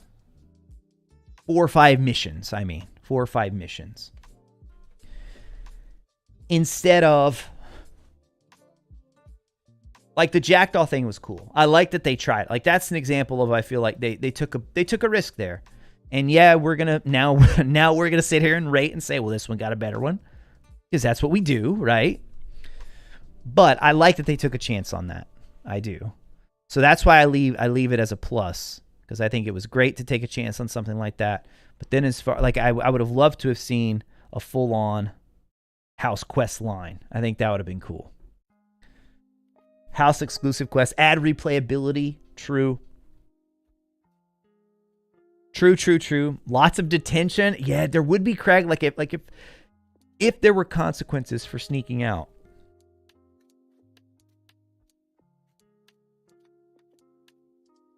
Suck to have to replay getting out of your common rooms just because you keep getting caught. I know, right? See, that's kind of why I took that one off the list, because I think us as fans, it's one of those ideas that sounds great on paper, but then when you get actually making the game, it's like, oh, dude, they would hate this. They would hate this. All right. Consequences for anything. Yeah, we talked about that a little bit already, Cloud Roth. Did I not write it on here anywhere? I know we talked. Oh, man. I didn't take hardly any notes up here. Down here, we started taking really good notes. But yeah, we gave it like a 6 out of 10 as far as like, this is where we talked about it. We talked about it with the main story plot, like ethical, morality, choices, all of that. But I agree. It also impacts the gameplay too, in that choices need to matter. Yep. So I don't know if that goes under consequences.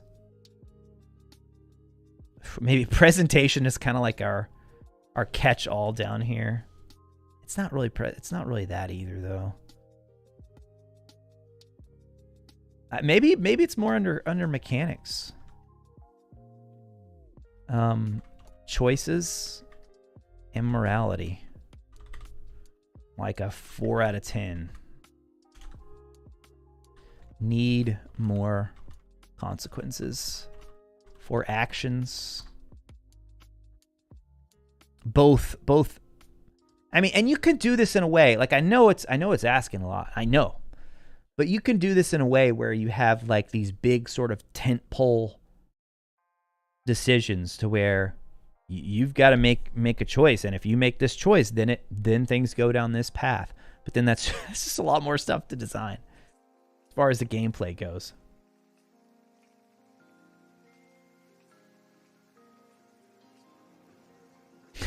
Dustin, Chandler's gonna look back on this spot and start crying. A lot of low scores on stuff. Well, that's what I was saying at the beginning. Like, this is not. This is not like we're not going to average out these things, you know? Not going to average them out. Because there are certain things that weight more than others. Moonspark. The adding of stealth or getting caught sneaking out at night is like the Alohomora lock situation. So maybe more. Ooh, maybe if there were more like stealth missions. Because I've made this comment before. I love stealth in games. I do. I will try to go like for a full pacifist run in games. Like, I'm a huge Dishonored fan. But in this game, I didn't care about stealth at all. Because the combat was so fun. But I would have liked for a few more stealth missions. Yeah. So I think. So that's why I'm going to leave this as a negative. And like, I personally would have liked to have seen more stealth sections. Some people may disagree with that one. All right, so there was one more thing. Summoner's Court. Also, I mean, I kind of put this one in the same category as Cross Wands. I thought this was super fun. It's not repeatable, though. And that's my negative. I feel like it should have been repeatable. And more... not repeatable... and needed more,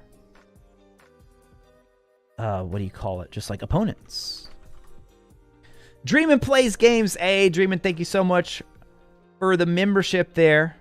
Just woke up, had to catch my guy before he got off stream. Loving the regular videos. Hey, appreciate it, dude. Thanks for the support. Glad you're enjoying them.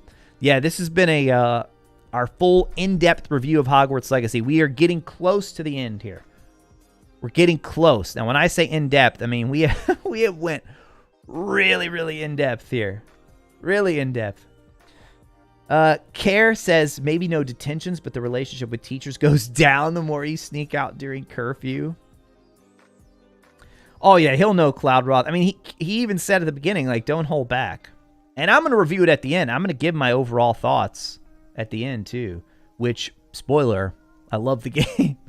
Absolutely love the game.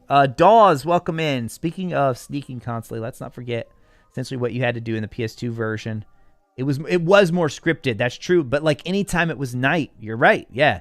As soon as it switched over to night, everything was, you did have to sneak around. Yep, good point. No, great Aurelius, we got that right here under presentation.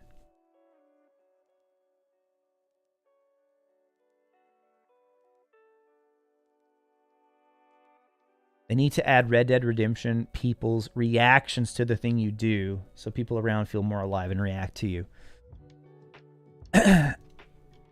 It is a little weird that you can just cast spells like crazy in the castle and just like nobody reacts to anything. Now, how do you do that though? How do you do that? I mean, it's almost like, do you want the professors to jump out and say, no, you can't cast magic. You can't be doing this in the halls. 5 points from Gryffindor, right? That's another one of those tricky ones where I feel like as a non-game developer, it's hard for me to say. Like, I will say, I agree with you, though. I agree with you. Hey, Dustin with the 5 gifteds. Dustin, thank you so much for gifting out those 5 memberships. Guys, if you just got one of those, make sure you thank Dustin for the gifted membership. You also have access to the emotes now on our channel. And you get a special role in the Discord as well.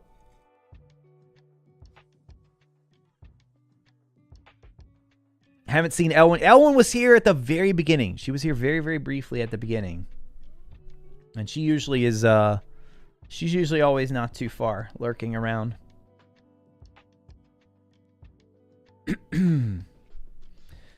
Jenna Lee, maybe an added game mode where you can choose if you want to sneak out. Ooh, what do you mean by added game mode?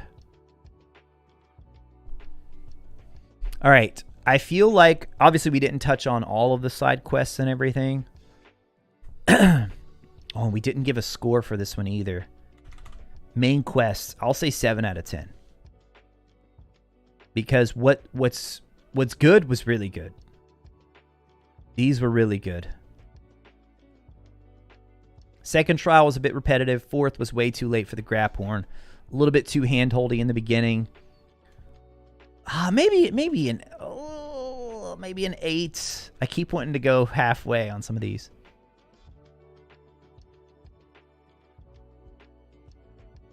I'll go 8. I'll go 8 there, actually.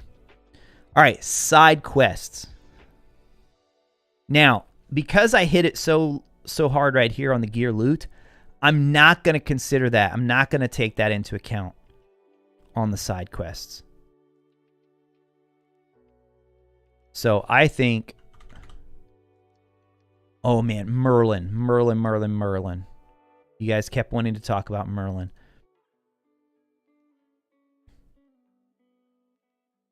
I'm going to say plus minus on these two because Merlin Trials, enjoyable, but not enough variety for the amount that they have in the game. And then some of you were saying the rewards. I agree, the reward is not. I think it would have been awesome. I can't remember who suggested this, but they were saying, imagine when you complete all the Merlin trials, you get like a full Merlin set. That would have been epic. Rewards, meh. Meh rewards for the Merlin trials. I think I enjoyed them more than most people, I feel like. Oh. Big positive. I'm putting this at the top. Infamous foes.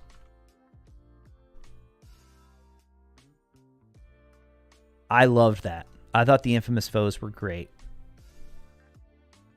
Almost wish there had been more. Now, this is just me. This is my personal opinion, right? This is my own personal review. I know other people, there was a lot of people who were like, oh man, I hope there's not too much combat in this game. I think there should have been more combat-centric quests. I do. And what I mean is like not necessarily exactly like the Infamous Foes, but more things where combat is a big focus. And I know they have the battle arenas. But yeah, like the combat is just so good. It's just so good. And you just never have a need for all those amazing traits and all those amazing unlocks that you get. Craig, house points mean nothing. Well, they don't even really have it. I mean, it's kind of like a story thing, right?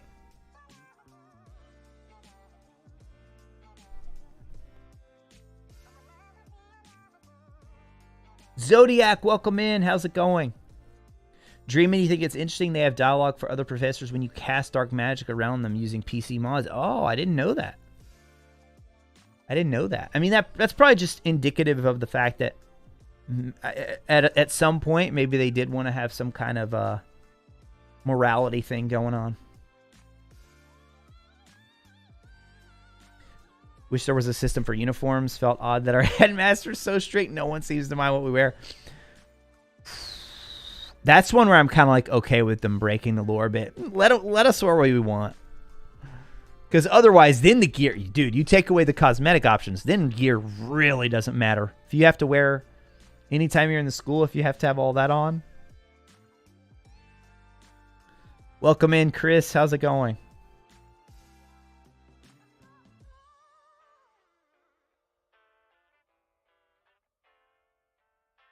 Should have been 90 Infamous Foes. Battle arenas need an infinite mode where you go like high score. Dawes 100% agree on the combat. Combat is what got me truly hyped for the game, especially because it feels like a truer representation of how Battle with Once would be. Yes! Because they nailed that. That's something that no Potter game has ever done. No Potter game has ever been able to nail combat like they have here. Yep. Long distance fencing. Indeed. Wanted to wear what I wanted, especially with the RNG. It could take... Yeah. For sure. All right. Well, obviously, we can't go through every single side quest. I mean, that would take us all night. So in terms of review of the side quests, though, man, I'll say 9 out of 10 here. And then a lot of these is just like suggestions for like future. And then here, like I enjoyed this. I just wanted more of it. Merlin Trials, I could see why people think there are too many, but if the reward was better, then maybe people wouldn't care. If the reward was better and there was more variety, then it probably wouldn't be as big of a deal. All right, this is a big one. Hogwarts. And I'm going to put classes in here as a plus minus. And actually, that one needs to go at the top because that... Actually, no. You know what? Hold on. First, secrets. You know what? Plus, plus, plus. The secrets... Here, hold on. I'm gonna list all these separately. Secrets, attention to detail, respect for the lore, common rooms. Actually, you know what? Common rooms, I'm gonna say plus minus. And here's why. Common rooms. Fantastic visually, but really serve no purpose. But serve little gameplay purpose. I can't believe that they didn't do something like the bulletin board from the old games. That I thought that was like an automatic. Maybe they just didn't want to like copy that exactly. I can't believe we didn't have like little meetings with friends in the common room at night, like sneaking down and sitting by the fire and having a little conversation in hushed voices. They just weren't utilized enough, and they put so much care and time into them. And then I think the only other time you go to them is, if you choose to, or after the seasons. As the seasons change, on my second playthrough, I just had the season change, and I woke up again in the common room. So fantastic visually, as well as like the respect for the lore is amazing. Where are my roommates? Yes. Chris says, I wish the bulletin boards were where the side quests originated. Yeah, there needed to be more. Oh, how do I word this? It's like student life is what I'm getting at. And we talked about this a little bit earlier with the NPCs. But it's like I feel like there's not enough of the student life aspect of this game. Chris Huff and Puff, thank you so much for your 4-month streak as a channel member here. Thank you so much. Appreciate that, Chris. Happy to have you as a continued member of our community here. Okay, going into the game, I feel like a big part of this one, classes and student life go hand in hand. A big part of this goes back to the expectations. What were you expecting going in? If you thought this was going to be like Persona, like Bully, then you were probably disappointed with how things played out. You were probably disappointed. The way that they chose to handle it is everything sort of filtered through the storyline. So all the classes were story-based. And then the professors would kind of call you back for some extra help. But basically, you go to class once, maybe. Is there anywhere you go twice? I don't think there is. There might be one that I'm just forgetting about. But it's like the classes were. So it's like they just don't. They didn't have much of the student life there at all. Now, if you've ever played a game like Persona, now clearly this was a design choice. So I'm not saying they should have went the full Persona route. That's not what I'm saying. I'm just saying, like, in its current state, I felt like the student life, that aspect of like getting to know the classmates, suffered a little bit because of that. Now, the reason I give it a plus here is because when they do it, like the cutscene and the cutscenes for the classes, plus the little mini game that usually follows. I'm just gonna say the cutscenes plus activities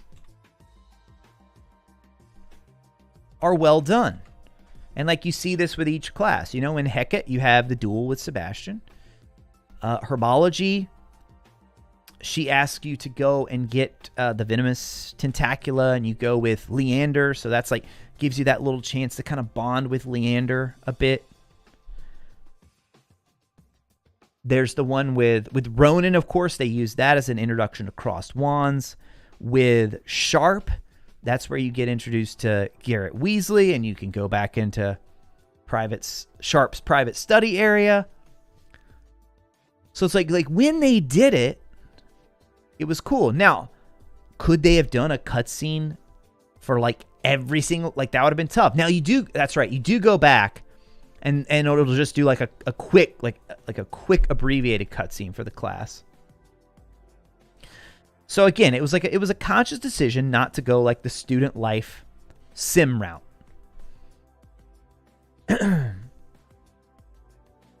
Cloudroth says it doesn't feel lived in. Dustin, if they add wizard's chests, gobstones, etc., they need to put them in the common rooms. Oh, Dustin, that's such a good idea. Like the common room should have been like your little, like it's like your social hub, you know?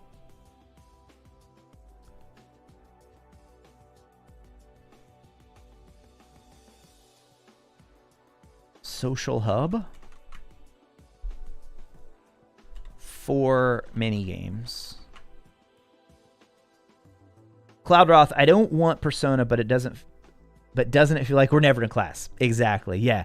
See, that's where I'm kind of like, I want to be careful with how much I'm being critical here, because I'm not saying that it should have went the full Persona route. I'm talking about that as like comparing a game that does go the full student life sim route, because clearly they wanted to tell a story here, and that's if you're doing that, it's really hard to, if you're gonna make it more story based. Which, man, I mean, Persona, They do it somehow, but then they also make, like, in other areas, like it's mostly turn-based combat, so you're not dealing with the same type of combat. But yeah, Persona is probably one of a good one to like compare and contrast it with. You go twice for Hecate, Joseph said. With how big the castle is, first years would have to get buffed really quick. Twice, yeah, the second time, exactly, Dustin. That it's like the cutscene. Personally, Chris Huffenpuff personally was a tad disappointed with the cutscenes. Loved the game, just hoped the classes would be more central. Yeah, they definitely, the classes are pretty much there for you to learn a spell, get to know the professor a little bit, get to know a classmate or two, and then maybe you go back another time for a cutscene. You do get to know the professors a little bit more. And I don't like, that's a tough balance. It's a tough job, right? To decide how they.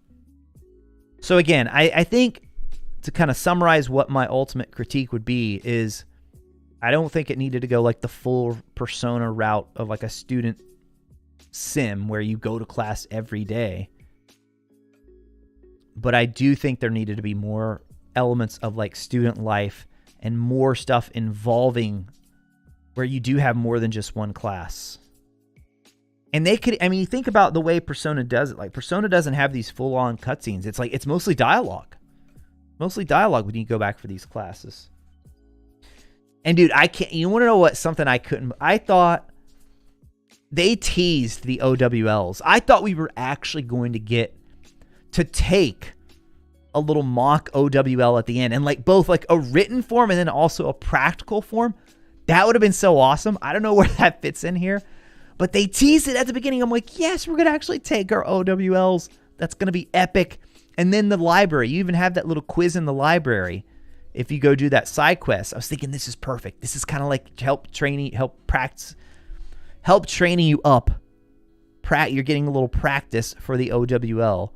And then all the little stuff with the actual implementation. That would have been so cool.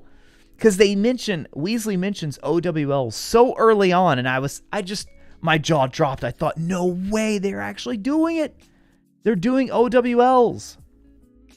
I think we get a cutscene, Dustin, where they like show students taking the OWLs, but I think that's it.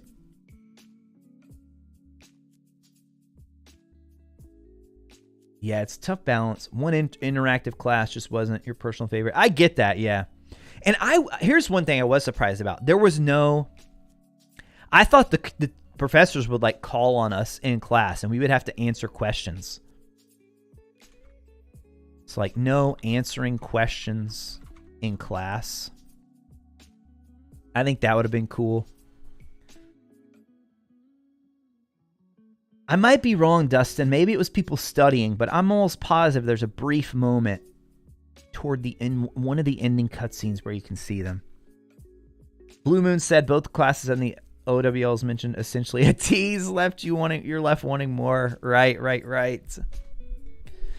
right, Hogwarts is such a big one. I feel like there's a lot more here, and we probably shouldn't cut it off yet, but we're about to hit the 3-hour mark, so we got to get to the last ones here. Room of oh wait, hold on. We got to review Hogwarts overall. Ooh. I'm going to say 8 out of 10.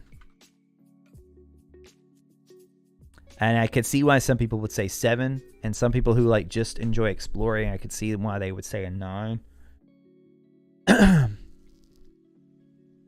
And I will say this about the secrets. Needs even more. I'm keeping it as a positive. I'm not putting a minus there because I love what they've done.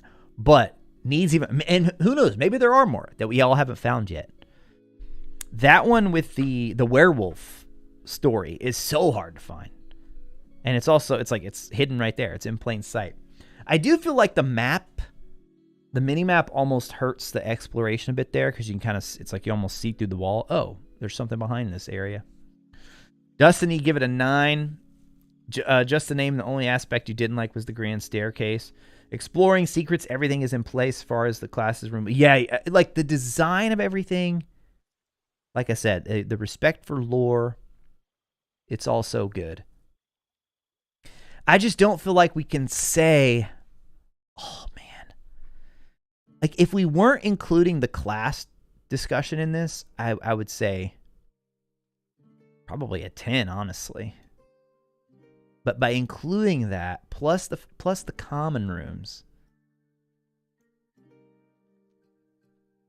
8 is 8 maybe. Is 8 too harsh? Cloudroth says first few days it was a 10 out of 10. Now it's a 7 or 8. I can see that. I can see that.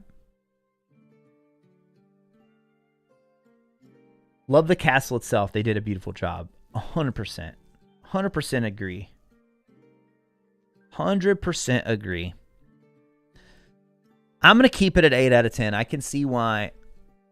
Because I think, and maybe that's because I think you could do so much more. Even with as much as they did, right? Even with as much as they did, like if they were able to, if you were able to get, and see, a lot of this also ties into the Hogwarts stuff, ties into the top where we talked about quest givers and the supporting cast. It ties in with a lot of those too. I'm teetering on the verge of bumping it back up, bumping it to a 10 or a 9 rather.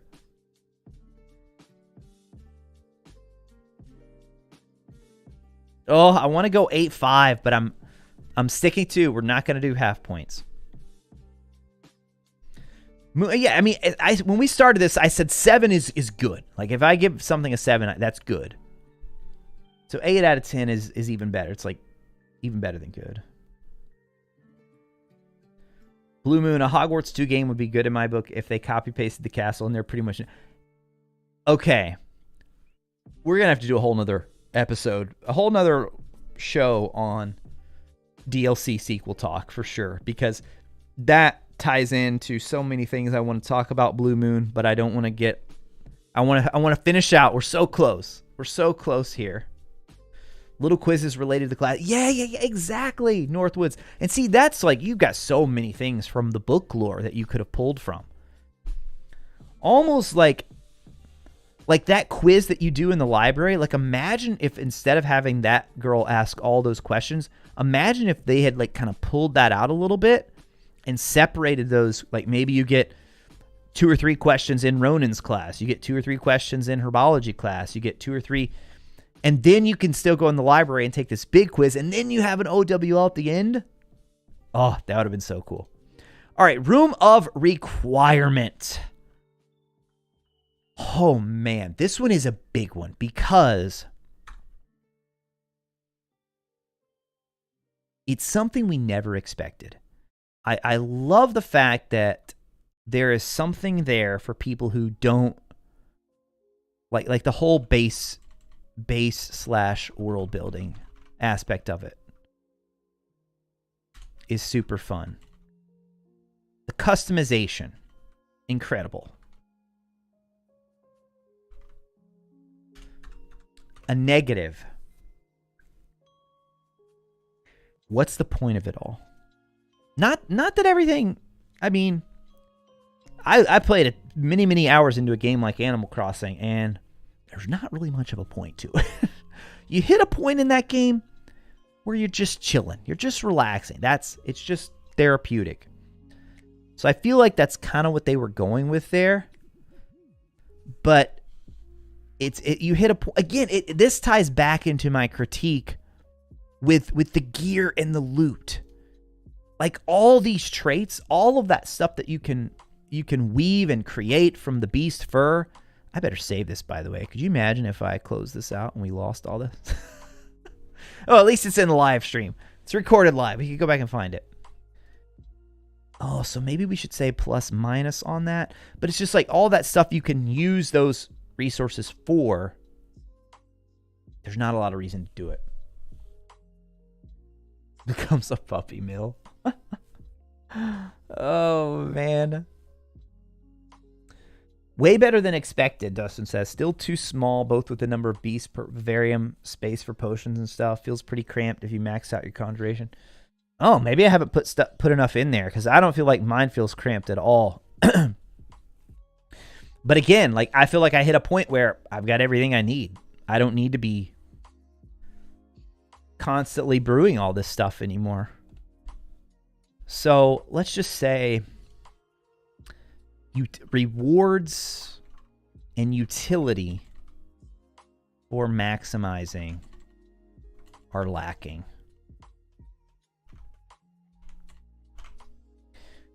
I do agree with you. I feel like, I don't know if they were just limited by like what the constraints were, but need space for more beasts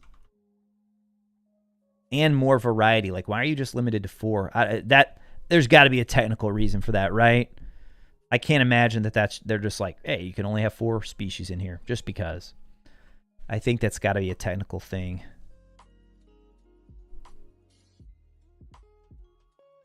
Yours is cramped and cluttered. Writers have a nightmare job of trying to have the professors call out each of our assumed names. Wait, who did somebody say they needed to call out our actual names?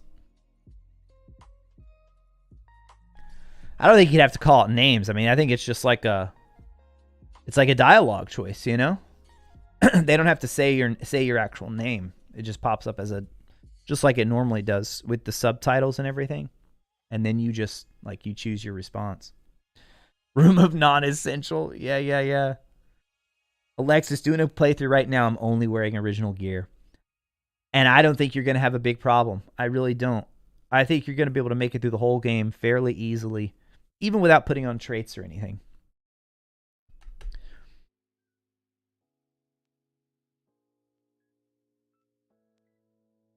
So yeah, I think the base world building is great. I haven't even had enough time to really devote to this yet. But I've seen some incredible creations. Some of the stuff that people have made already in here is insane. It's insane. I love that you have the customization options too. I mean, like change the color. You can change the size of all these things. It really is awesome. I'm having a hard time deciding on like how you would score this though, because it's like, it's just not something that I personally use that much. But I totally get why a lot of people would enjoy it. But like from a review perspective, like from a critical perspective, I mean, I feel like probably 8 out of 10, 9 out of 10.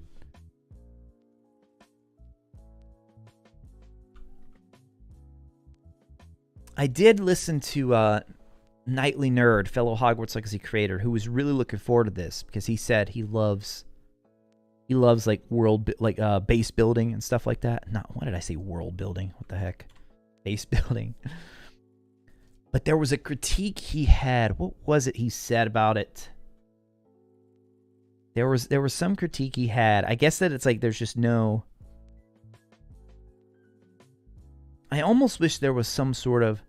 And it doesn't have to be a huge like reward, but I feel like there needs to be a sense of progression, I guess. You know, even with Animal Crossing, you do have at least some little rewards along the way. If like you might in Tom Nook's shop one day, there might be some new piece of furniture that you can get and you can put in here. But here, like you unlock everything and that's just it. There's also in Animal Crossing, they have like a rating system, so you can get like a 5-star island based on like how stylish and how well kept and everything your island is. So I'm not like when I say there needs to be more rewards, I'm not saying it's like, oh, you unlocked 5 new spells or something. I mean, I'm not saying like that. It could be little like minor things as well. Nico says the base building feels pointless at times if there's not much you can do with it. Yeah, and that's why I'm trying to like relate it back to a game like Animal Crossing or Stardew Valley. Like I think they definitely took inspiration from these games.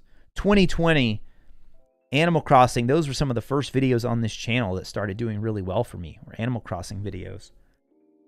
And it was a time when people were stuck inside and we just needed something to kind of chill and vibe with. And that's definitely what they were going with. This game was online. The base building aspect would be top tier. Ooh. That would certainly add a new element to it. Oh my gosh. Imagine, Nico, if you could like invite people over and you can walk around and tour each other's vivarium. Deke thinks your rating is 5. Yeah, Deke comes in like once a week to review your room of requirement. Craig, I did my time playing The Sims. Don't need to be an interior decorator anymore. You can have things diagonal. That is nice. Just the name says, I think it does what it seeks out to do well, but I didn't spend much time there either. Yeah, that's why I'm having a hard time reviewing it. I feel like 8 out of 10 is probably pretty fair. Okay, presentation. We already said music, sound, 10 out of 10. Graphics, performance. This one's also kind of hard to review because it's like it's based on your platform. Again, as we said at the top, I played on PS5, Digital Deluxe.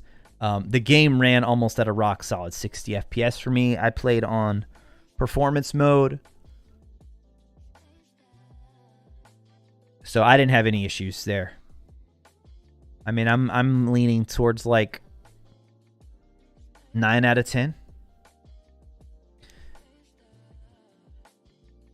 There are certainly areas that look better than others. Man, if you guys, this is such a small thing, but the art team at Avalanche, go and look at the different, I might make a YouTube short on this. If you just look at the animations and the spell effects for each spell, like Glacius, Defendo, Flipendo, like just the little animation when they send out, it's so good. It's so good. I think the only point I'm docking is because there are still a lot of bugs, and there are some.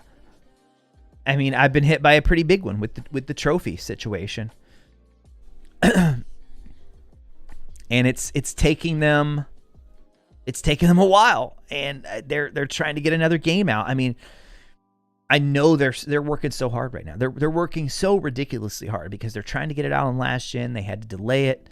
And then they're trying to squash all these bugs and the major stuff that people are having. They're running into with quests. And I've heard that there's a lot of folks on PC still having issues as well.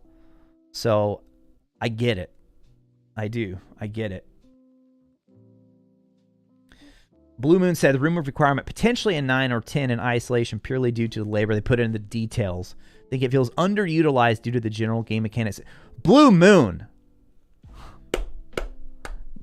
That, you took the words right out of my mouth. That's what I was trying to say. I'm going to read it again. Read it again. I just think it feels underutilized due to the general game mechanics that don't support it well. There you go. There you go. Dustin agreed with the 9 out of 10 on performance. Chris, graphics were so good. People complain about the glitches, in my opinion, the art and graphic. Yeah, the art, oh my gosh, the art team and some of the shots. I want to shake the hand of whoever did like the spell. What do I even call it? Spell effects, I guess. Oh, I just like one day I just stopped and noticed it. I hadn't noticed it before. I had not noticed it before. Also, the basic cast, I noticed this one early on. If you're just like in that little area where you're with Fig, kind of in the rock cliff area, and you just like just do basic cast, like flying off into the distance, you'll see like this little, like the air kind of warping around it, like a little smoke around it. That stuff was so good. That was so good. I almost want to put like character creation as part of the presentation as well. And I would say somewhat limited in the character creator. There were a lot of things that they definitely went more on the side of, let's just do a few things really, really well and not give you full control over the size and shape of your nose and like how thin and wide the mouth's going to be and the ear. Like they clearly went with a simpler approach, which I'm one of those people that almost always goes with like a preset option anyway. I may tweak the nose and eyes just ever so slightly, and then I'm done. So I'm not someone who cares about it, but it is kind of weird that there's no like height, there's no body types. So you can't go with like a thinner or a heavier wizard or witch, taller or shorter. Yeah, that was a little bit weird too. Oh, haptics on DualSense. That's a good point too. Yeah, those are solid, Craig. Dustin, fortunate not to have many bugs over 90 hours. Oh my goodness, Dustin, that's something else I should probably put for this. We have played, I would say we have played over 100 hours at this point between our playthroughs and live streams. I'd say over 100 hours of gameplay.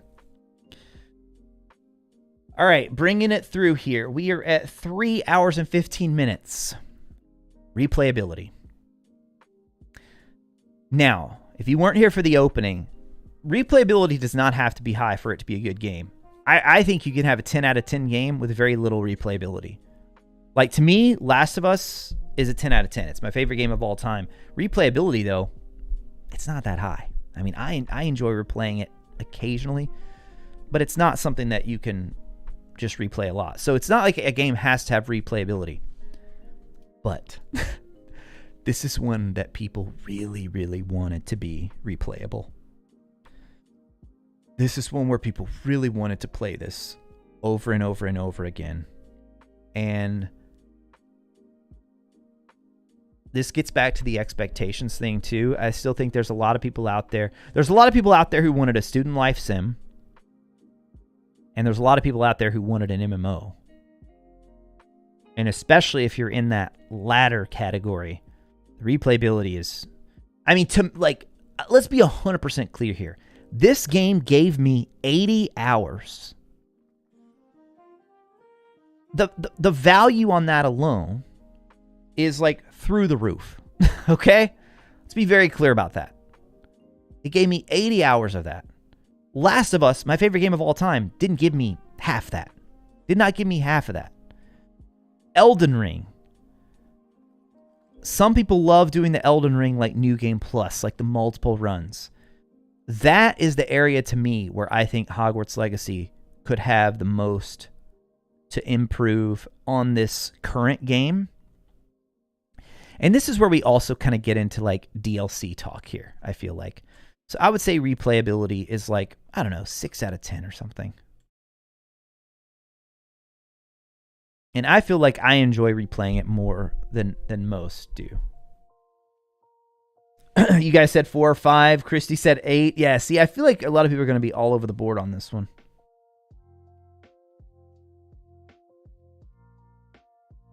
So for me personally, to give you guys a tease of my... I don't know if we'll do this next week or not, or if I make a whole separate video on this. But I've been thinking about this a lot. Like, what I would like to see for DLC, and they're probably already working on DLC, you know, regardless of what is said publicly and all that. You would think they at least have ideas. I don't mean they're like building it out already. Maybe they are, maybe they're not. So what I say it doesn't matter, right? So maybe I should almost put this in a separate. This is kind of like overall. They have created such an incredible world. Like Hogwarts plus Scottish Highlands. Incredible world. With a lot of great systems backing it up. Great gameplay systems.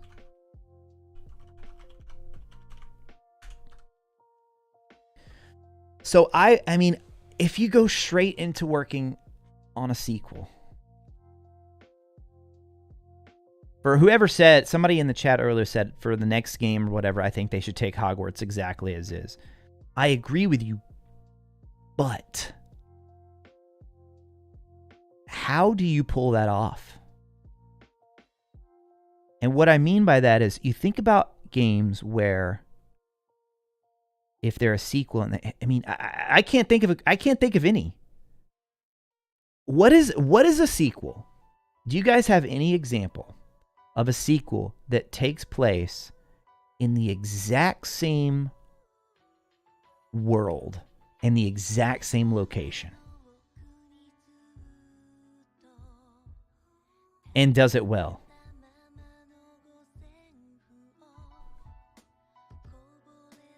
Like, I mean, that's the reason. Like, you look at Zelda Ocarina of Time. That's right. That's why with Majora's Mask, like they had to invent these totally new systems.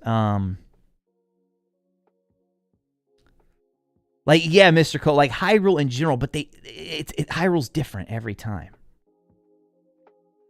I can't think of one either, Dustin, and that's like insane to me.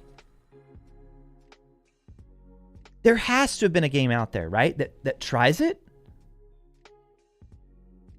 But it never hit me until I was on with Luke Stevens before the game came out, and I was telling him, I was like, oh yeah, I think the game's set up perfectly for a sequel.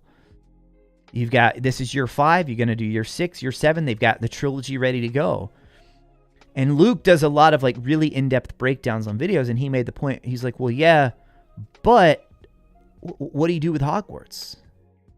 What do you do with Hogwarts? Think about this, guys. In your first playthrough, part of the joy of this experience was all of the stuff that you got to do in Hogwarts. Finding all the secrets. All of the field guide pages. That was so ridiculously fun.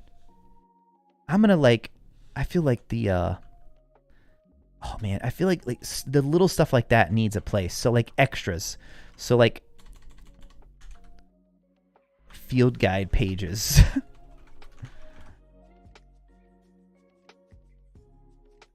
Secrets. Lore. Like all that stuff. 10 out of 10. Spider-Man Miles Morales. I was thinking about Spider-Man. How does Miles Morales handle it? You have different, oh man. Because you have a lot of side quests and stuff, but it's different stuff, right? You don't just do the same thing. Blue Moon, Hogwarts is the mainstay. 100% agree with you there. It's a pretty unique case. They can change the students and treasures and it'll feel fresh. But like if you're getting to the treasures in Hogwarts in the exact same way, it will not feel fresh. I would argue. I would argue it wouldn't feel fresh. Now, the reason I'm saying all this, the reason I'm setting up for this, is because I totally agree with you guys how important Hogwarts is. Like, you can't... I know people want to see other schools and they want to see them do different stuff. Trust me, it will not do as well. Not this soon. Not this soon. Maybe if you make like a 10-year plan and like at year 10 we're going to Ilvermorny. Right now we're in year 1 with Hogwarts Legacy.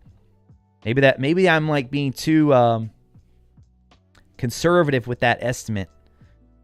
Or too... whatever. You guys know what I mean. Maybe that's too out there for that estimate, but I just... So here's why my idea, or DLC, I think, and Miles Morales may be a good example, is I think for this, and they can phrase it, they can set it up however they want. You know, Miles Morales, it was like, is it a full-on new game? Is it a sequel? Is it a DLC? What is it, right? So Miles Morales, for those of you who don't know, it released cheaper.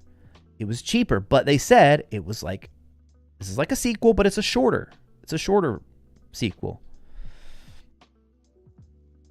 What's Jenny's point here? They need a show about another school. Oh, yes. Jenny, what are you doing here? I didn't think you wanted spoilers. Oh my gosh. Jenny's like lurking. That's too funny. Good point, though. Too early for another school. Yeah. So for me, sitting on the sidelines, and this is not beforehand, like before the game came out, I said year 6 is Hogwarts Legacy 2, year 7 is Hogwarts Legacy 3. That may very well be the way that the game goes.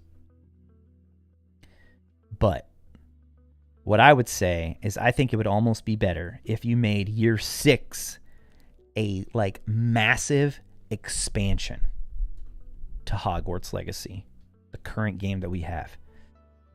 Because they have built, like what I was saying right here, they have built such a good world. The castle, the Highlands, all that stuff is great. And sounds like we're all agreeing on that.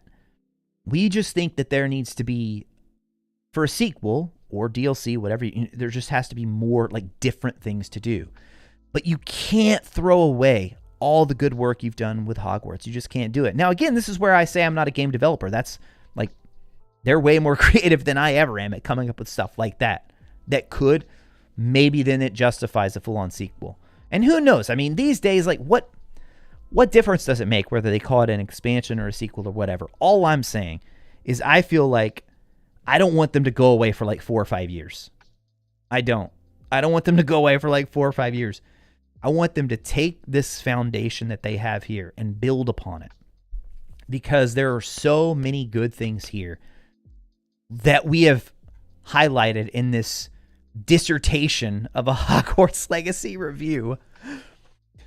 Oh my. Our term paper here that we've been writing out. There's so many good things that with a few tweaks, with a few additions, with the improving of a few things here and there, you could take what you have.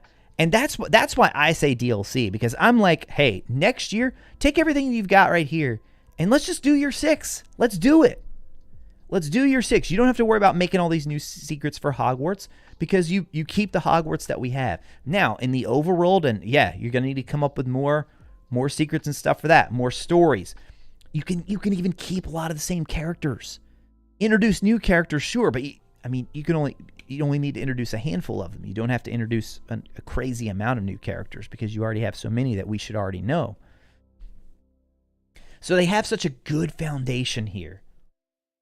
I would hate to see them just immediately say, yep, we're going away to work on a sequel and we're gone for the next 4 or 5 years.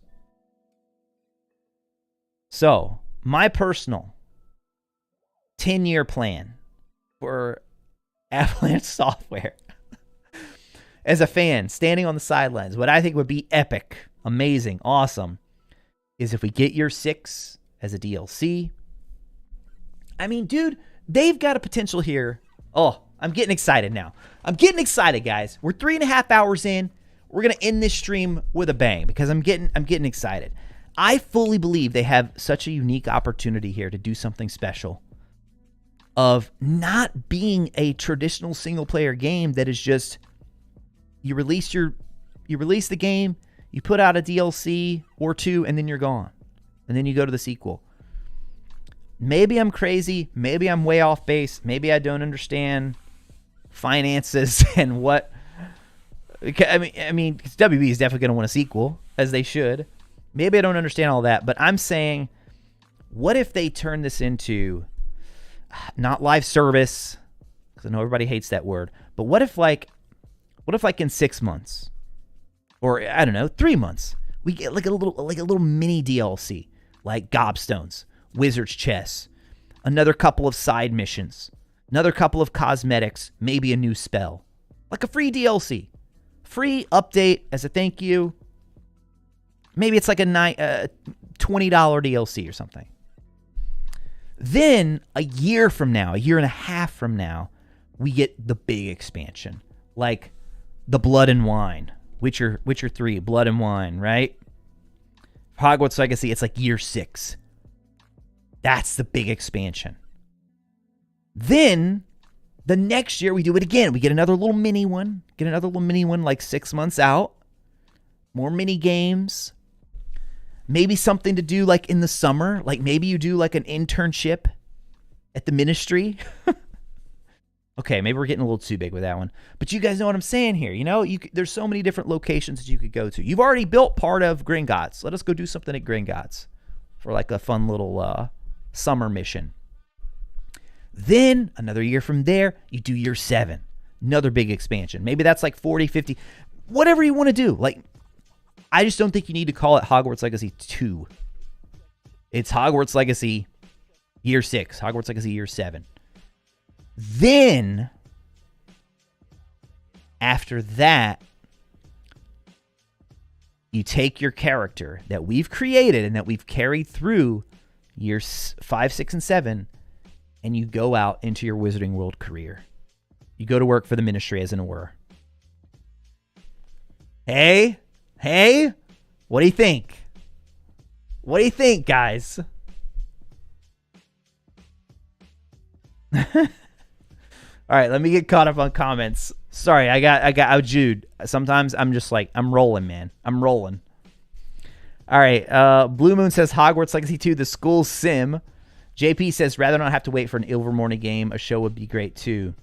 Wait, what do you mean you'd rather not have to wait? Like you want an Ilvermorny sooner? Yeah, Ilvermorny we haven't even seen yet. But I'm telling you guys right now, would it sell? Well, yes. Would it sell like Hogwarts Legacy? No. No. I do not believe it would. Has to be Quidditch DLC.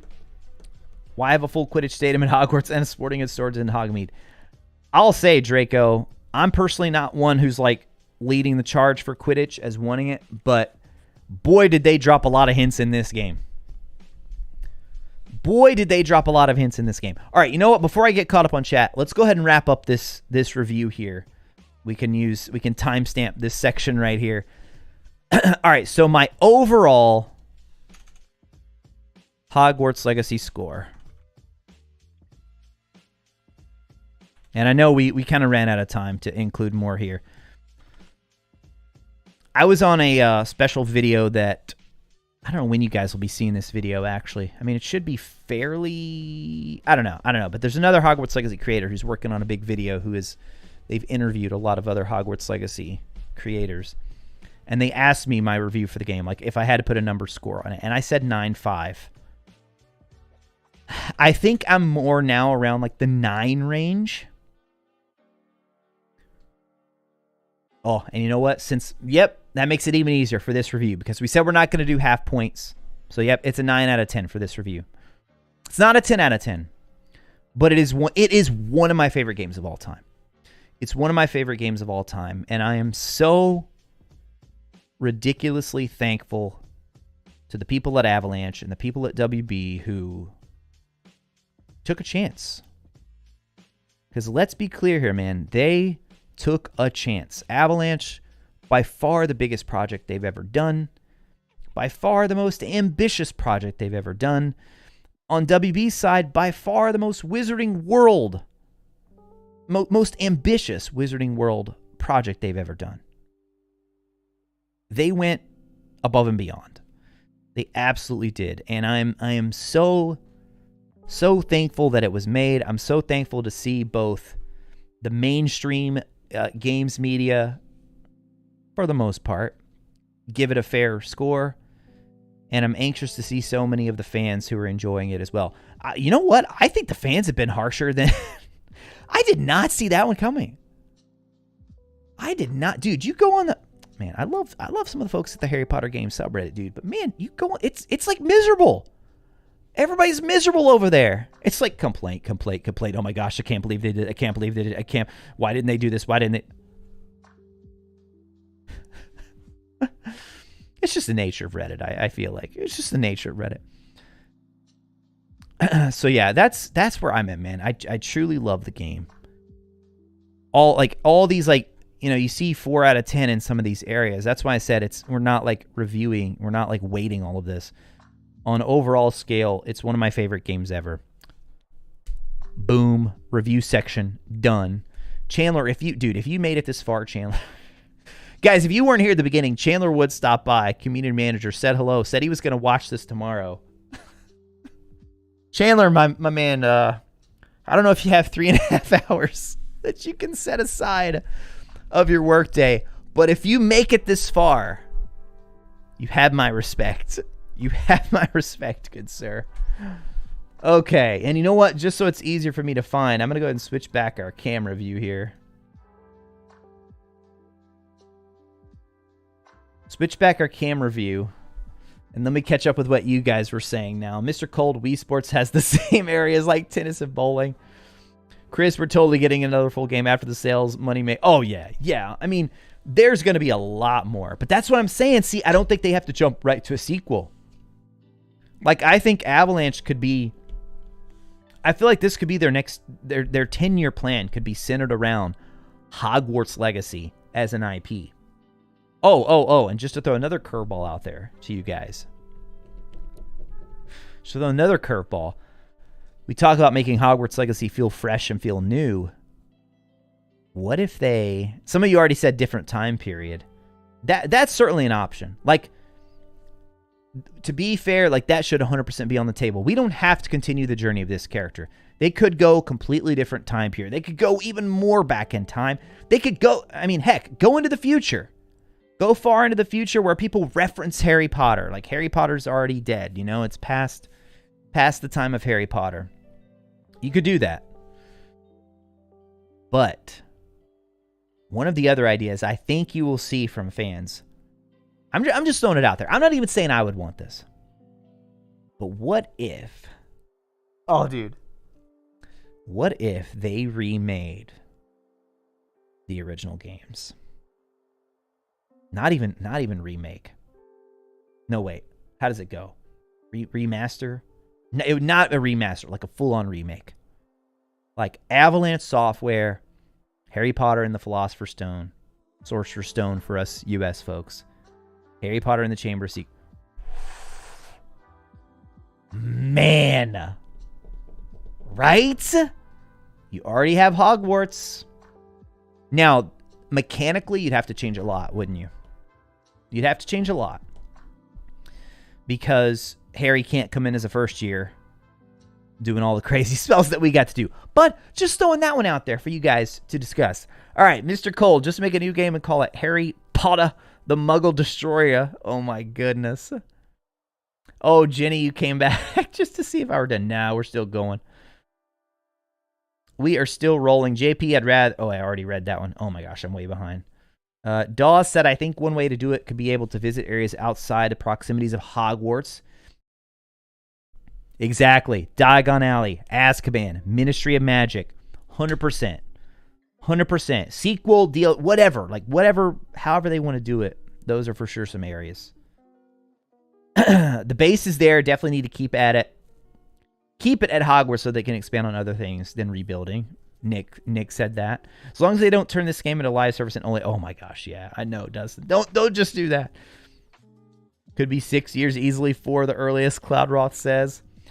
Just the name said, Yakuza always takes place mainly in the same city, district. They change small things from game to game. Oh, interesting. Okay.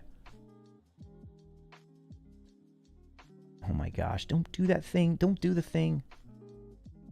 Blue Moon. Hogwarts needs to be the base foundation for sure. New consoles, PC focus. We can have expanded map with the Ministry Diagon. Oh, Blue Moon. That's another good point. How held back were they? We'll never know, right? How held back were they by the fact that it was also on last gen? We will never know. Jenny can't wait to watch this whole thing. Oh my gosh. Jenny, we went in depth. Northwoods, year 6 and 7 as DLCs is my thought. They could do something story-wise that would yeet us somewhere new while not eliminate Hogwarts entirely. Deathly Hallows spending time away at first. Right. Got to get it working on last gen. True, Cloudroth, true. Let us rob Gringotts. Hogwarts Legacy, The Unspeakables. The Legacy franchise. Hey, they said it. They said it, Dustin. WB said it. I'll play anything they put out. Right, Jenny? Yeah. I mean, Avalanche is... What a great spot they're going to be in now. What a great spot. And that might be the most exciting thing of all, is because of the fact that they have proven themselves. And WB has already shown the willingness to like take a chance and let them do this. Now that they've seen what they can do, whew, man, they should be able to hire lots of new people. They should be able to expand their teams to where you have like these, like where you have multiple, like some teams are working on the DLC, and then all the while, like in the background, you're also working on that big sequel project, like the What's Next. Dustin, you love it. Small, then big DLC, then eventually adult wizard game, right? Great Aurelius loves it too. Order in game. Yeah, I mean, I feel like that's our in game, right? Maybe that's not even an Avalanche. Maybe just like in game for Wizarding World. I feel like that's the end game. And somebody's gonna do an MMO at some point. I don't know if I'll live to see it, because I can't believe it's taken this long to get a game like Hogwarts Legacy. But someone is going to do a Wizarding World MMO at some point. I'm calling it. It will happen. I don't know when, but I think it will. And then, like, I want to be fair to also the people that really want the student life sim. Because I do still think there's a lot of people out there that want that. From the Attic, if you guys haven't checked out From the Attic did a great review on this, and he definitely wanted it to be more of a school sim. And so what he argued in his video is that it's very... He felt like Hogwarts Legacy was trying to like be in both worlds of like, you want to go on this wizarding power fantasy, but also be a student.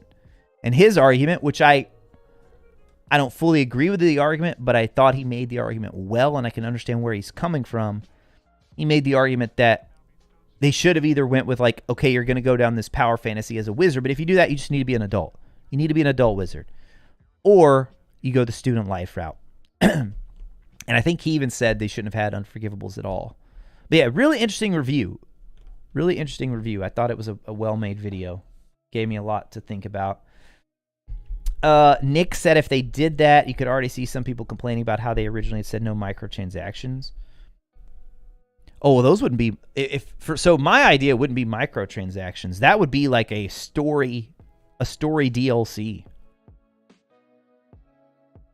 I mean, I think when people think of microtransactions, it's like 99 cents for this Hufflepuff scarf. Not, hey, here's a new story, and we're putting a new spell, and we're putting a new quest in here, and we're putting... Yeah, there's cosmetics in here.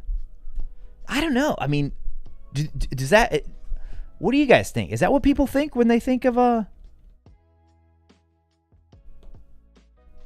That is an interesting point, though. But yeah, I mean, I don't think people would... I don't associate microtransaction with like a new story DLC that's been added. But you're right. People probably would. Nico, trilogy-wise, it'd be cool if Hogwarts Legacy 2 covered years 6 and 7, then the third game is the... Oh. So try to do 2 years in one game. Cloudroth, I don't think they'll go that in depth. I want it. I want choices, and I want choices that care from game. I agree with you, Cloudroth. I would have loved to have seen it. I think at this point they've already set themselves up where it would be hard to do because there were so few choices that matter. You would just have to go with a canon ending. And I think the canon ending is the evil one. I think it's the evil one for both Sebastian. I guess it's debatable which one is evil on that. But I think the one that keeps Sebastian at school, I think, is probably the true ending that they wanted you for. And then I think the keeping the power for yourself is probably the true ending. But again, that's, I mean, you cross that bridge when you come to it. Maybe they just say, no, you know what? We hear you guys. We want to do more with choice. So we're going to have to jump to a different time period. That's an option too. But I agree with you from the beginning. I would have loved a Mass Effect style. Like, you carry this character, you're going on a trilogy. Now, see, they couldn't afford to do that because when they're in early development, they didn't know. They didn't know how it was going to pan out.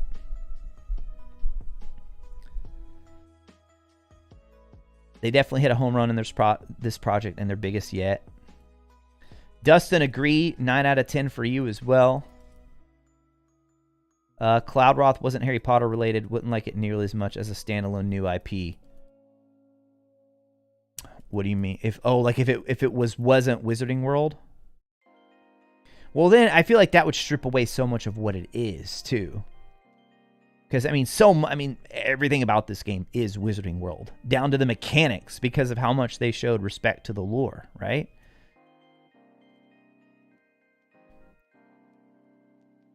Reddit is miserable in general. Oh yeah, and I saw the Yakuza comment too. I think it's fair to have critiques and acknowledge reality. It's not fair to focus just on flaws. Oh yeah, for sure. Chandler will have time. Founders era or into the future? Yes. Hogwarts Legacy 2077. Oh my gosh. Like, just try to imagine, like, Hogwarts Legacy. Hogwarts with futuristic technology. Hogwarts Legacy zombie apocalypse. Oh, you guys you saying no on the remaking the Potter games idea?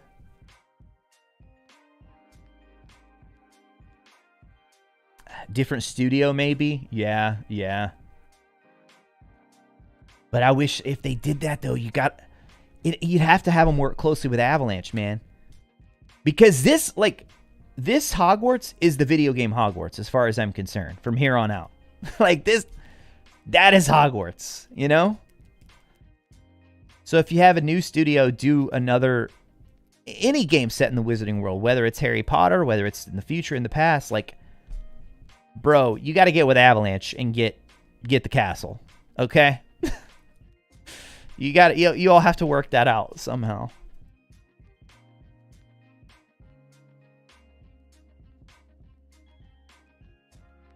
Oh my gosh, why did the stream... There it goes. There it goes. All right, we're back on track now. Retro's wife, how was the stream? It was great. Created Yeah, we created a 10-year business plan for Avalanche. They're good now. They're good to go. Attend the same time as Merlin. I think one of the reasons they stayed away from Merlin, I haven't had a chance to talk to James about this yet. I think one of the reasons they stayed away from Merlin more in the story is because Merlin gets really complicated in the Wizarding world because he didn't live... He would have had to have lived in a different time period than he was said to have lived for, like, Arthurian lore and all that. The timelines just don't add up. At least that's what I've heard. I've never, like, really looked into it to know for sure. Because he was said to have went to the school, right? And yet he should have lived...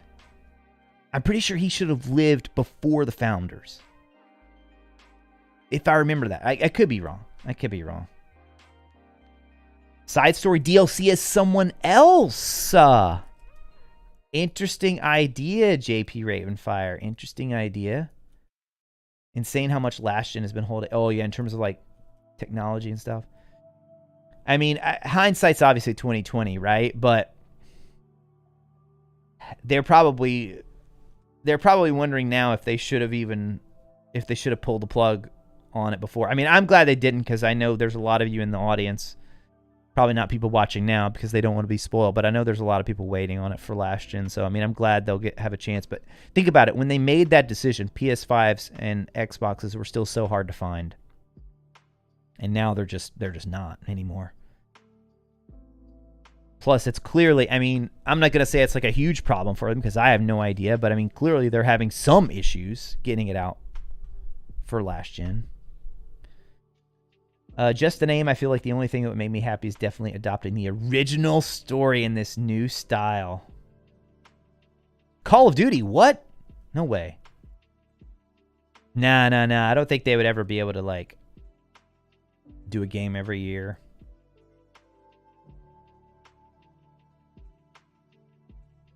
With a Hogwarp mod, think we'll see fans turn it into an MMO fairly soon.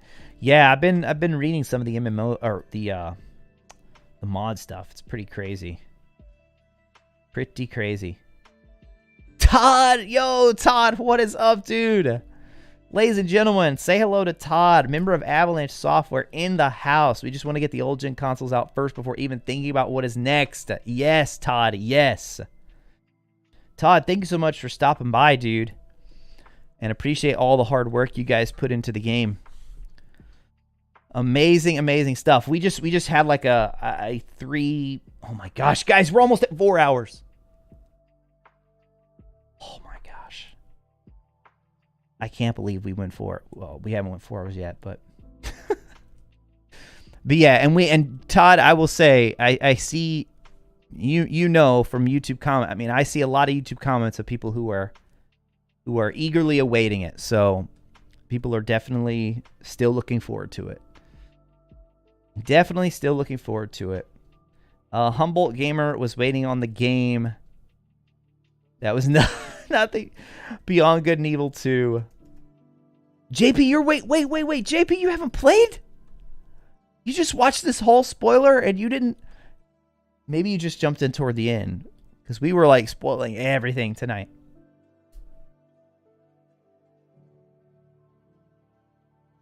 Hey, from the attic, dude, were your ears burning? We just mentioned you, man.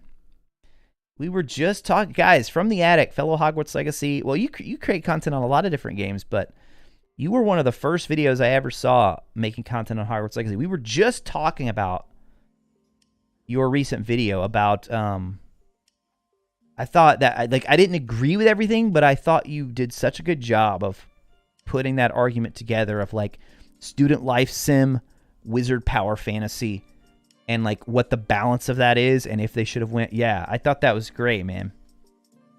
Just randomly dropping in to say the sequel should focus on Hogwarts, its surroundings, ditch the massive open world, take inspiration from Olympus. Okay, yeah. We talked about. See, I don't agree. But I get why you make the argument. I love the open world stuff. I love being able to go and explore. But, like, I hear your argument of, like, that did, at least in this game, kind of detract from the more student life side of it. But yeah, man, if you get a chance, I mean, I feel bad telling anybody to go back and watch a 4-hour live stream.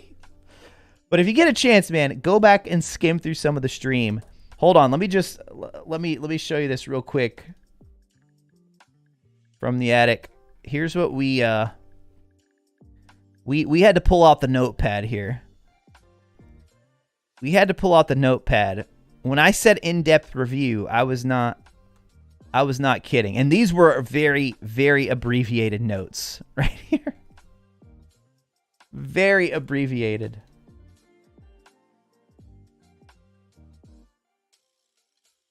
Some consider the Dark Arts Battle Arena microtransaction. What? No way. Microtransaction like $1 for coin. Yeah. Like if they start to be like $5 for a pack of 10 cosmetic items. The old gen needs to be done and fleshed out, working properly first and foremost. Yeah, for sure. Cloudroth will always want more. Yeah, exactly, right? But they want more too.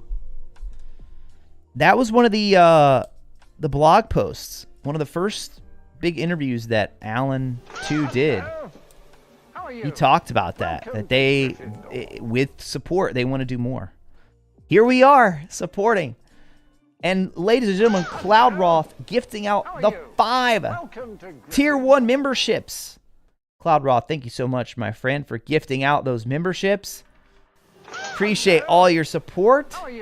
Oh, dude, I need to change the position of them now. I had them over here because they were kind of out of the way right there, but I don't know. Now we need them somewhere else.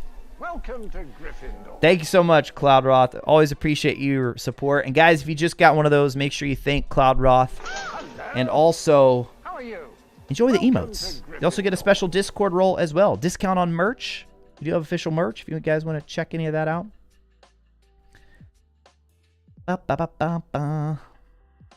Oh no, I'm way behind again.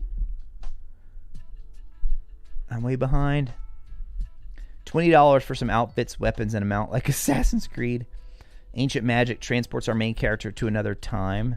Cybertech upgrades. Oh, you guys, we were talking about in the future. Remake Quidditch World Cup. Ooh, no, I don't want Avalanche doing that. No. Somebody else can do that. Avalanche is... No, they're doing too good on this. Don't remake Quidditch World Cup. Harry Potter Magic Awakened, right? If that ever will that ever come out? James got us all on the Merlin hype train. It took off. he made his main character a descendant of Merlin. DLC as Sebastian.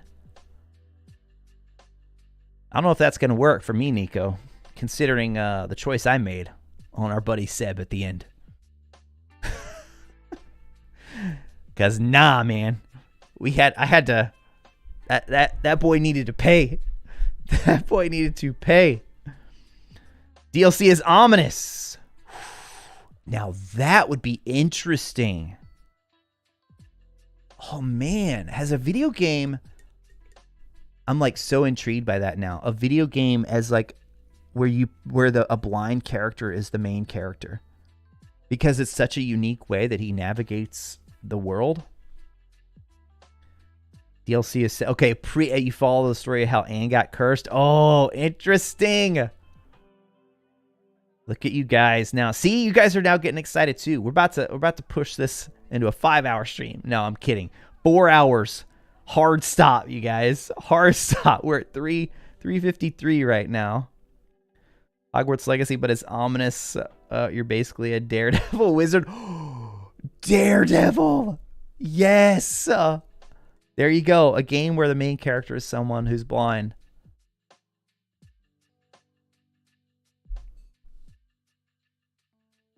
The Burning Shores DLC will only be coming out for PS5.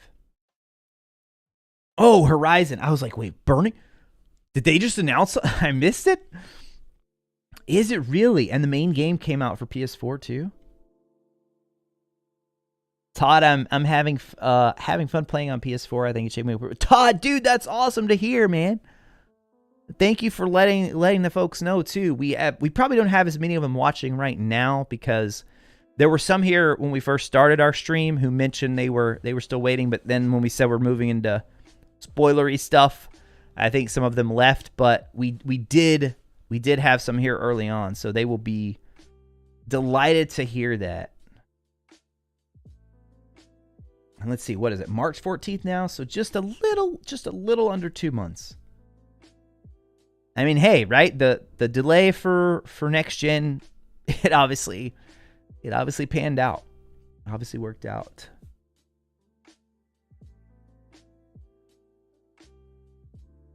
Oh, Elwin doing Elwin's getting to the investigation. Find Benjamin B. Bring him back here so we can question him. Still have not gotten confirmation about the game he worked on. Oh my goodness. The infamous mini game. The infamous mini game that we will never know. Just a name from the trailers thought it was going to be about Merlin and Morgana and their descendants in the present. Head wrong. Gnome Toss, right? I think it was meant to be Gnome Toss. I do. Oh, you're a mod, JP. Wait, what is HLCC? Hogwarts Legacy CC? I already know the story. Yeah, no problem from the attic. It was a great video. It was a great video. Dustin, ever since Retro became full-time, he does 7-hour Let's... Hey, that's right! 4-hour talk streams. That's why we had to do this, man. That's why we had to do it. I'm just now catching up to the point where we had the gifteds. Okay, I'm almost caught up. Microtransaction would be if we charge speed up timers on plants and potions. Yes, Todd, right? Yes, that is also how I would define a microtransaction.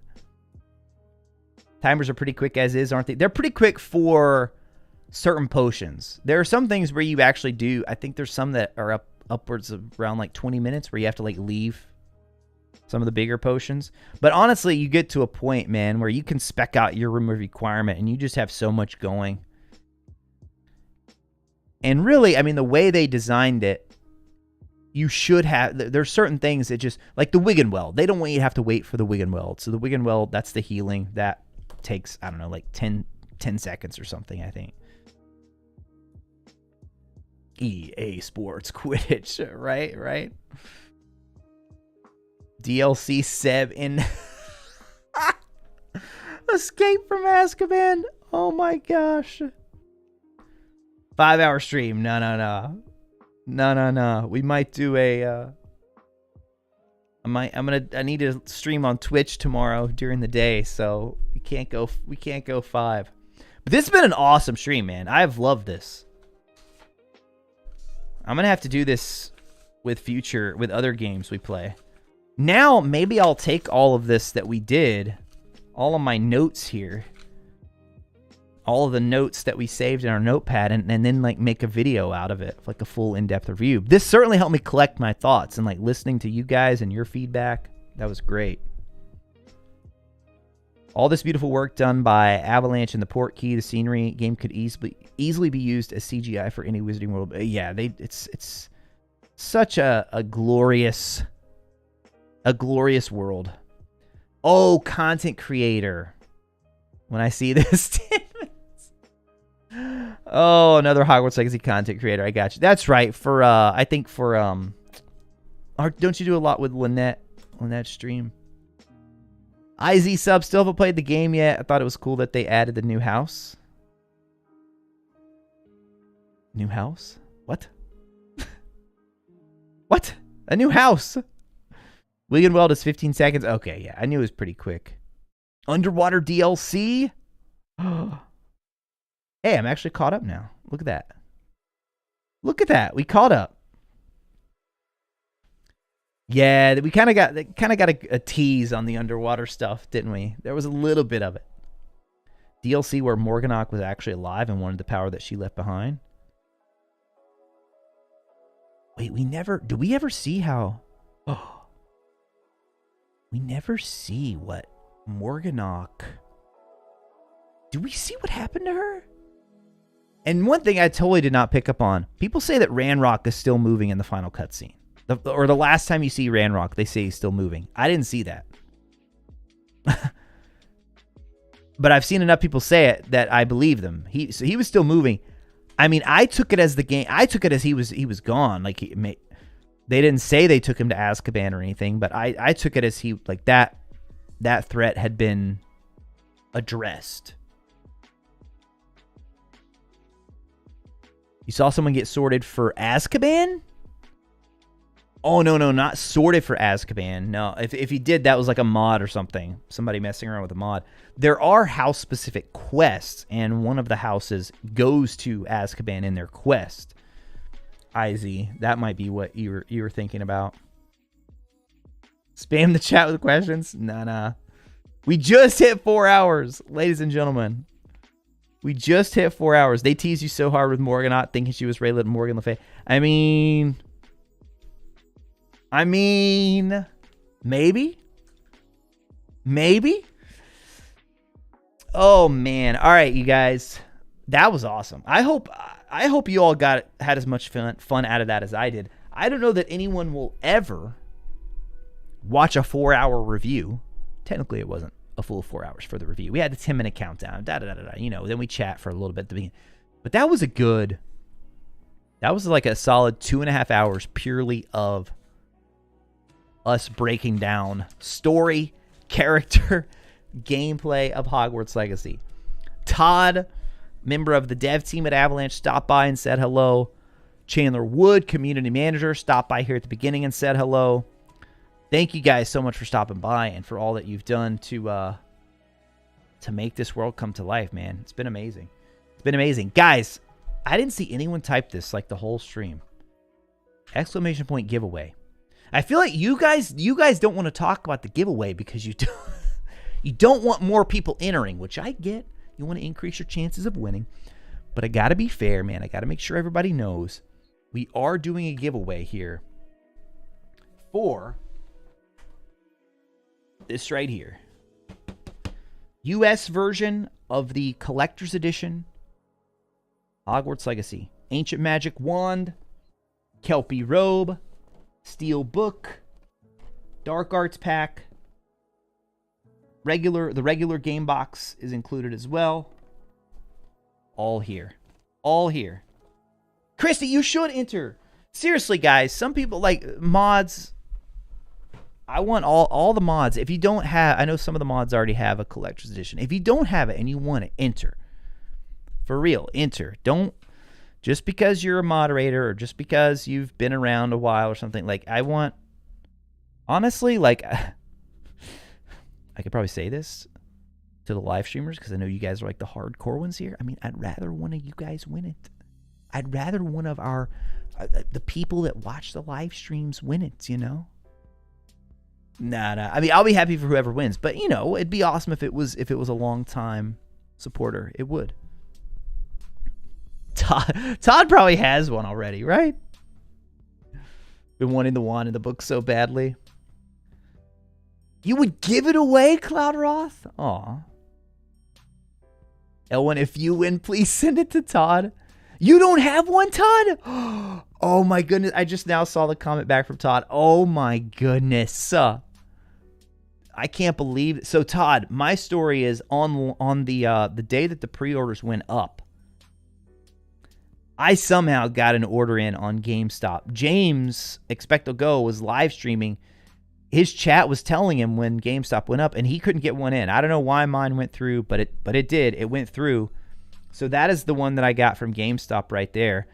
But then WB actually sent me another one, which it's sitting over there right now. I have it. I wish it could fit back here. It's just a little bit too big. I do have the steel book right there, though. You guys can see that's the steel book. It's kind of hard to tell what it is with the PlayStation lights right there. But yeah, so I'm not allowed to give the WB one away, but the one I paid for, I was like, well, I'd prefer to give this one away. Give this one away to the fans. So yeah, Todd, dude, feel free. Make sure you enter. That'd be awesome if Todd won. Elwin says if she wins to give it to Todd. You don't think that would be fair? Dustin, if I won, I'd give it to Elwin, who'd give it to Todd. Todd would give it to Cloud. Cloud would give... Oh, I know, Todd. Yeah, dude, I was so... I was very... First of all, very appreciative and thankful that WB thought enough of us to send us one. That was very, very kind of them. But yeah, that I even got a pre-order in. Dude, Todd, what I haven't been able to get that I really want to get my hands on is that controller. The PS5 controller. I have my regular black one here. Now that one, it was my final day at my old job, and they were having like a little goodbye thing for me. All right, last story, and then we're out. They were having a little goodbye thing for me, and the pre-orders for that were going up at, I think it was like noon my time or something, maybe 1 Eastern or something my time. And I was like, oh my gosh, I have to go to the bathroom. I have to slip away to the bathroom or something in the middle of this. And that's what I did. I slipped away to the bathroom, locked the door, get on my phone. And I'm like, okay, I'm in there. I'm refreshing the page. I'm on the PlayStation site. I see it. I see the controller there. And I'd already, dude, I'm experienced at this stuff. I'd logged in. I had my payment information ready to rock and roll. Everything was ready to go. And I could not get it to add to my cart. I couldn't get it to add to my cart. And so I've been checking that PlayStation website every day. I'm like, come on, guys. Order more of these. Make more of these. I wouldn't even use it, man. I would want to put it like, I don't know. I would have it on one of these shelves. They make these really nice controller stands where you can like prop them up.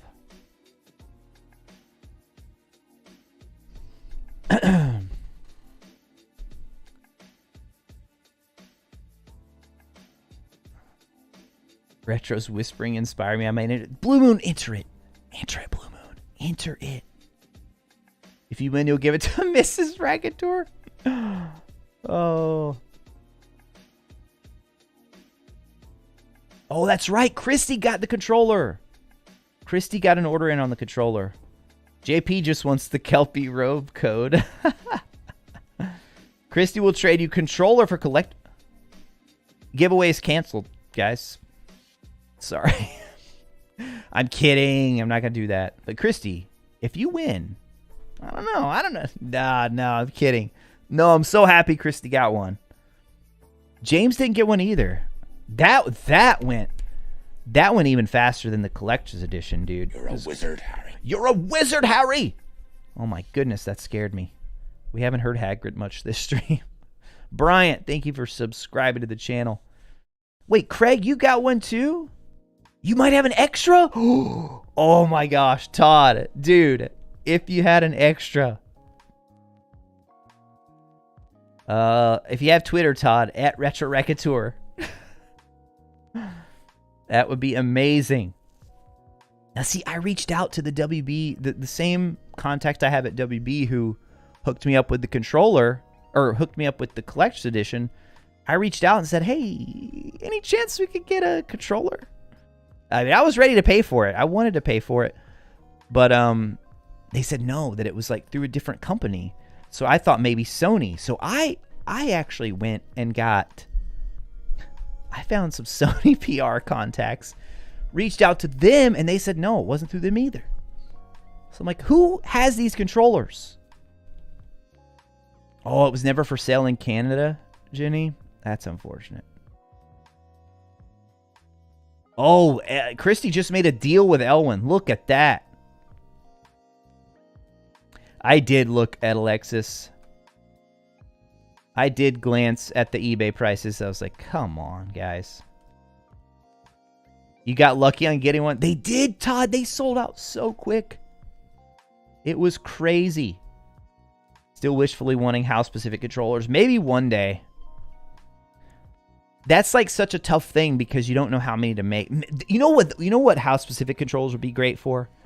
Is like a made-to-order. Like where you go on the website and you just order it. Because it's hard for them to do stuff like that not knowing, because you never know which one's going to sell the most, right? I mean, we know Gryffindor's going to sell the most. God. I don't know, man. I don't know. Yeah, I did see that James and them are freaking nerds. They're giving away another one. Yeah, so the giveaway, the link for my giveaway is the Gleam link. Yep, the Gleam link. All right, guys, this has been epic. This has been awesome. Thank you all for being here so much. Anybody on the replay squad that goes back and watches this, I hope you all enjoyed it. Let me know what you think in the comments below about your full take on Hogwarts Legacy. I expect a full, like, you know, multiple paragraphs like we did. I'm kidding. Let me know what you guys think, too. And for those of you who watch this, hopefully months later after you've played it on PS4, Xbox One, let me know what you guys think, man. And what else do we have going on? We're streaming over on Twitch. If you guys aren't following us there, check us out on Twitch as well. If you don't mind spoilers, we posted a video today. This is one of my... I worked really hard on this video. You guys can tell because it's a completely different editing style. It's a full sort of in-depth breakdown of Sebastian and that whole quest line. So check it out, man. Let me know what you guys think in the comments of that one, too. Make sure to give it a thumbs up. As always, thank you all so much for watching. I'll talk to you again soon. Later, guys. As my voice just died out.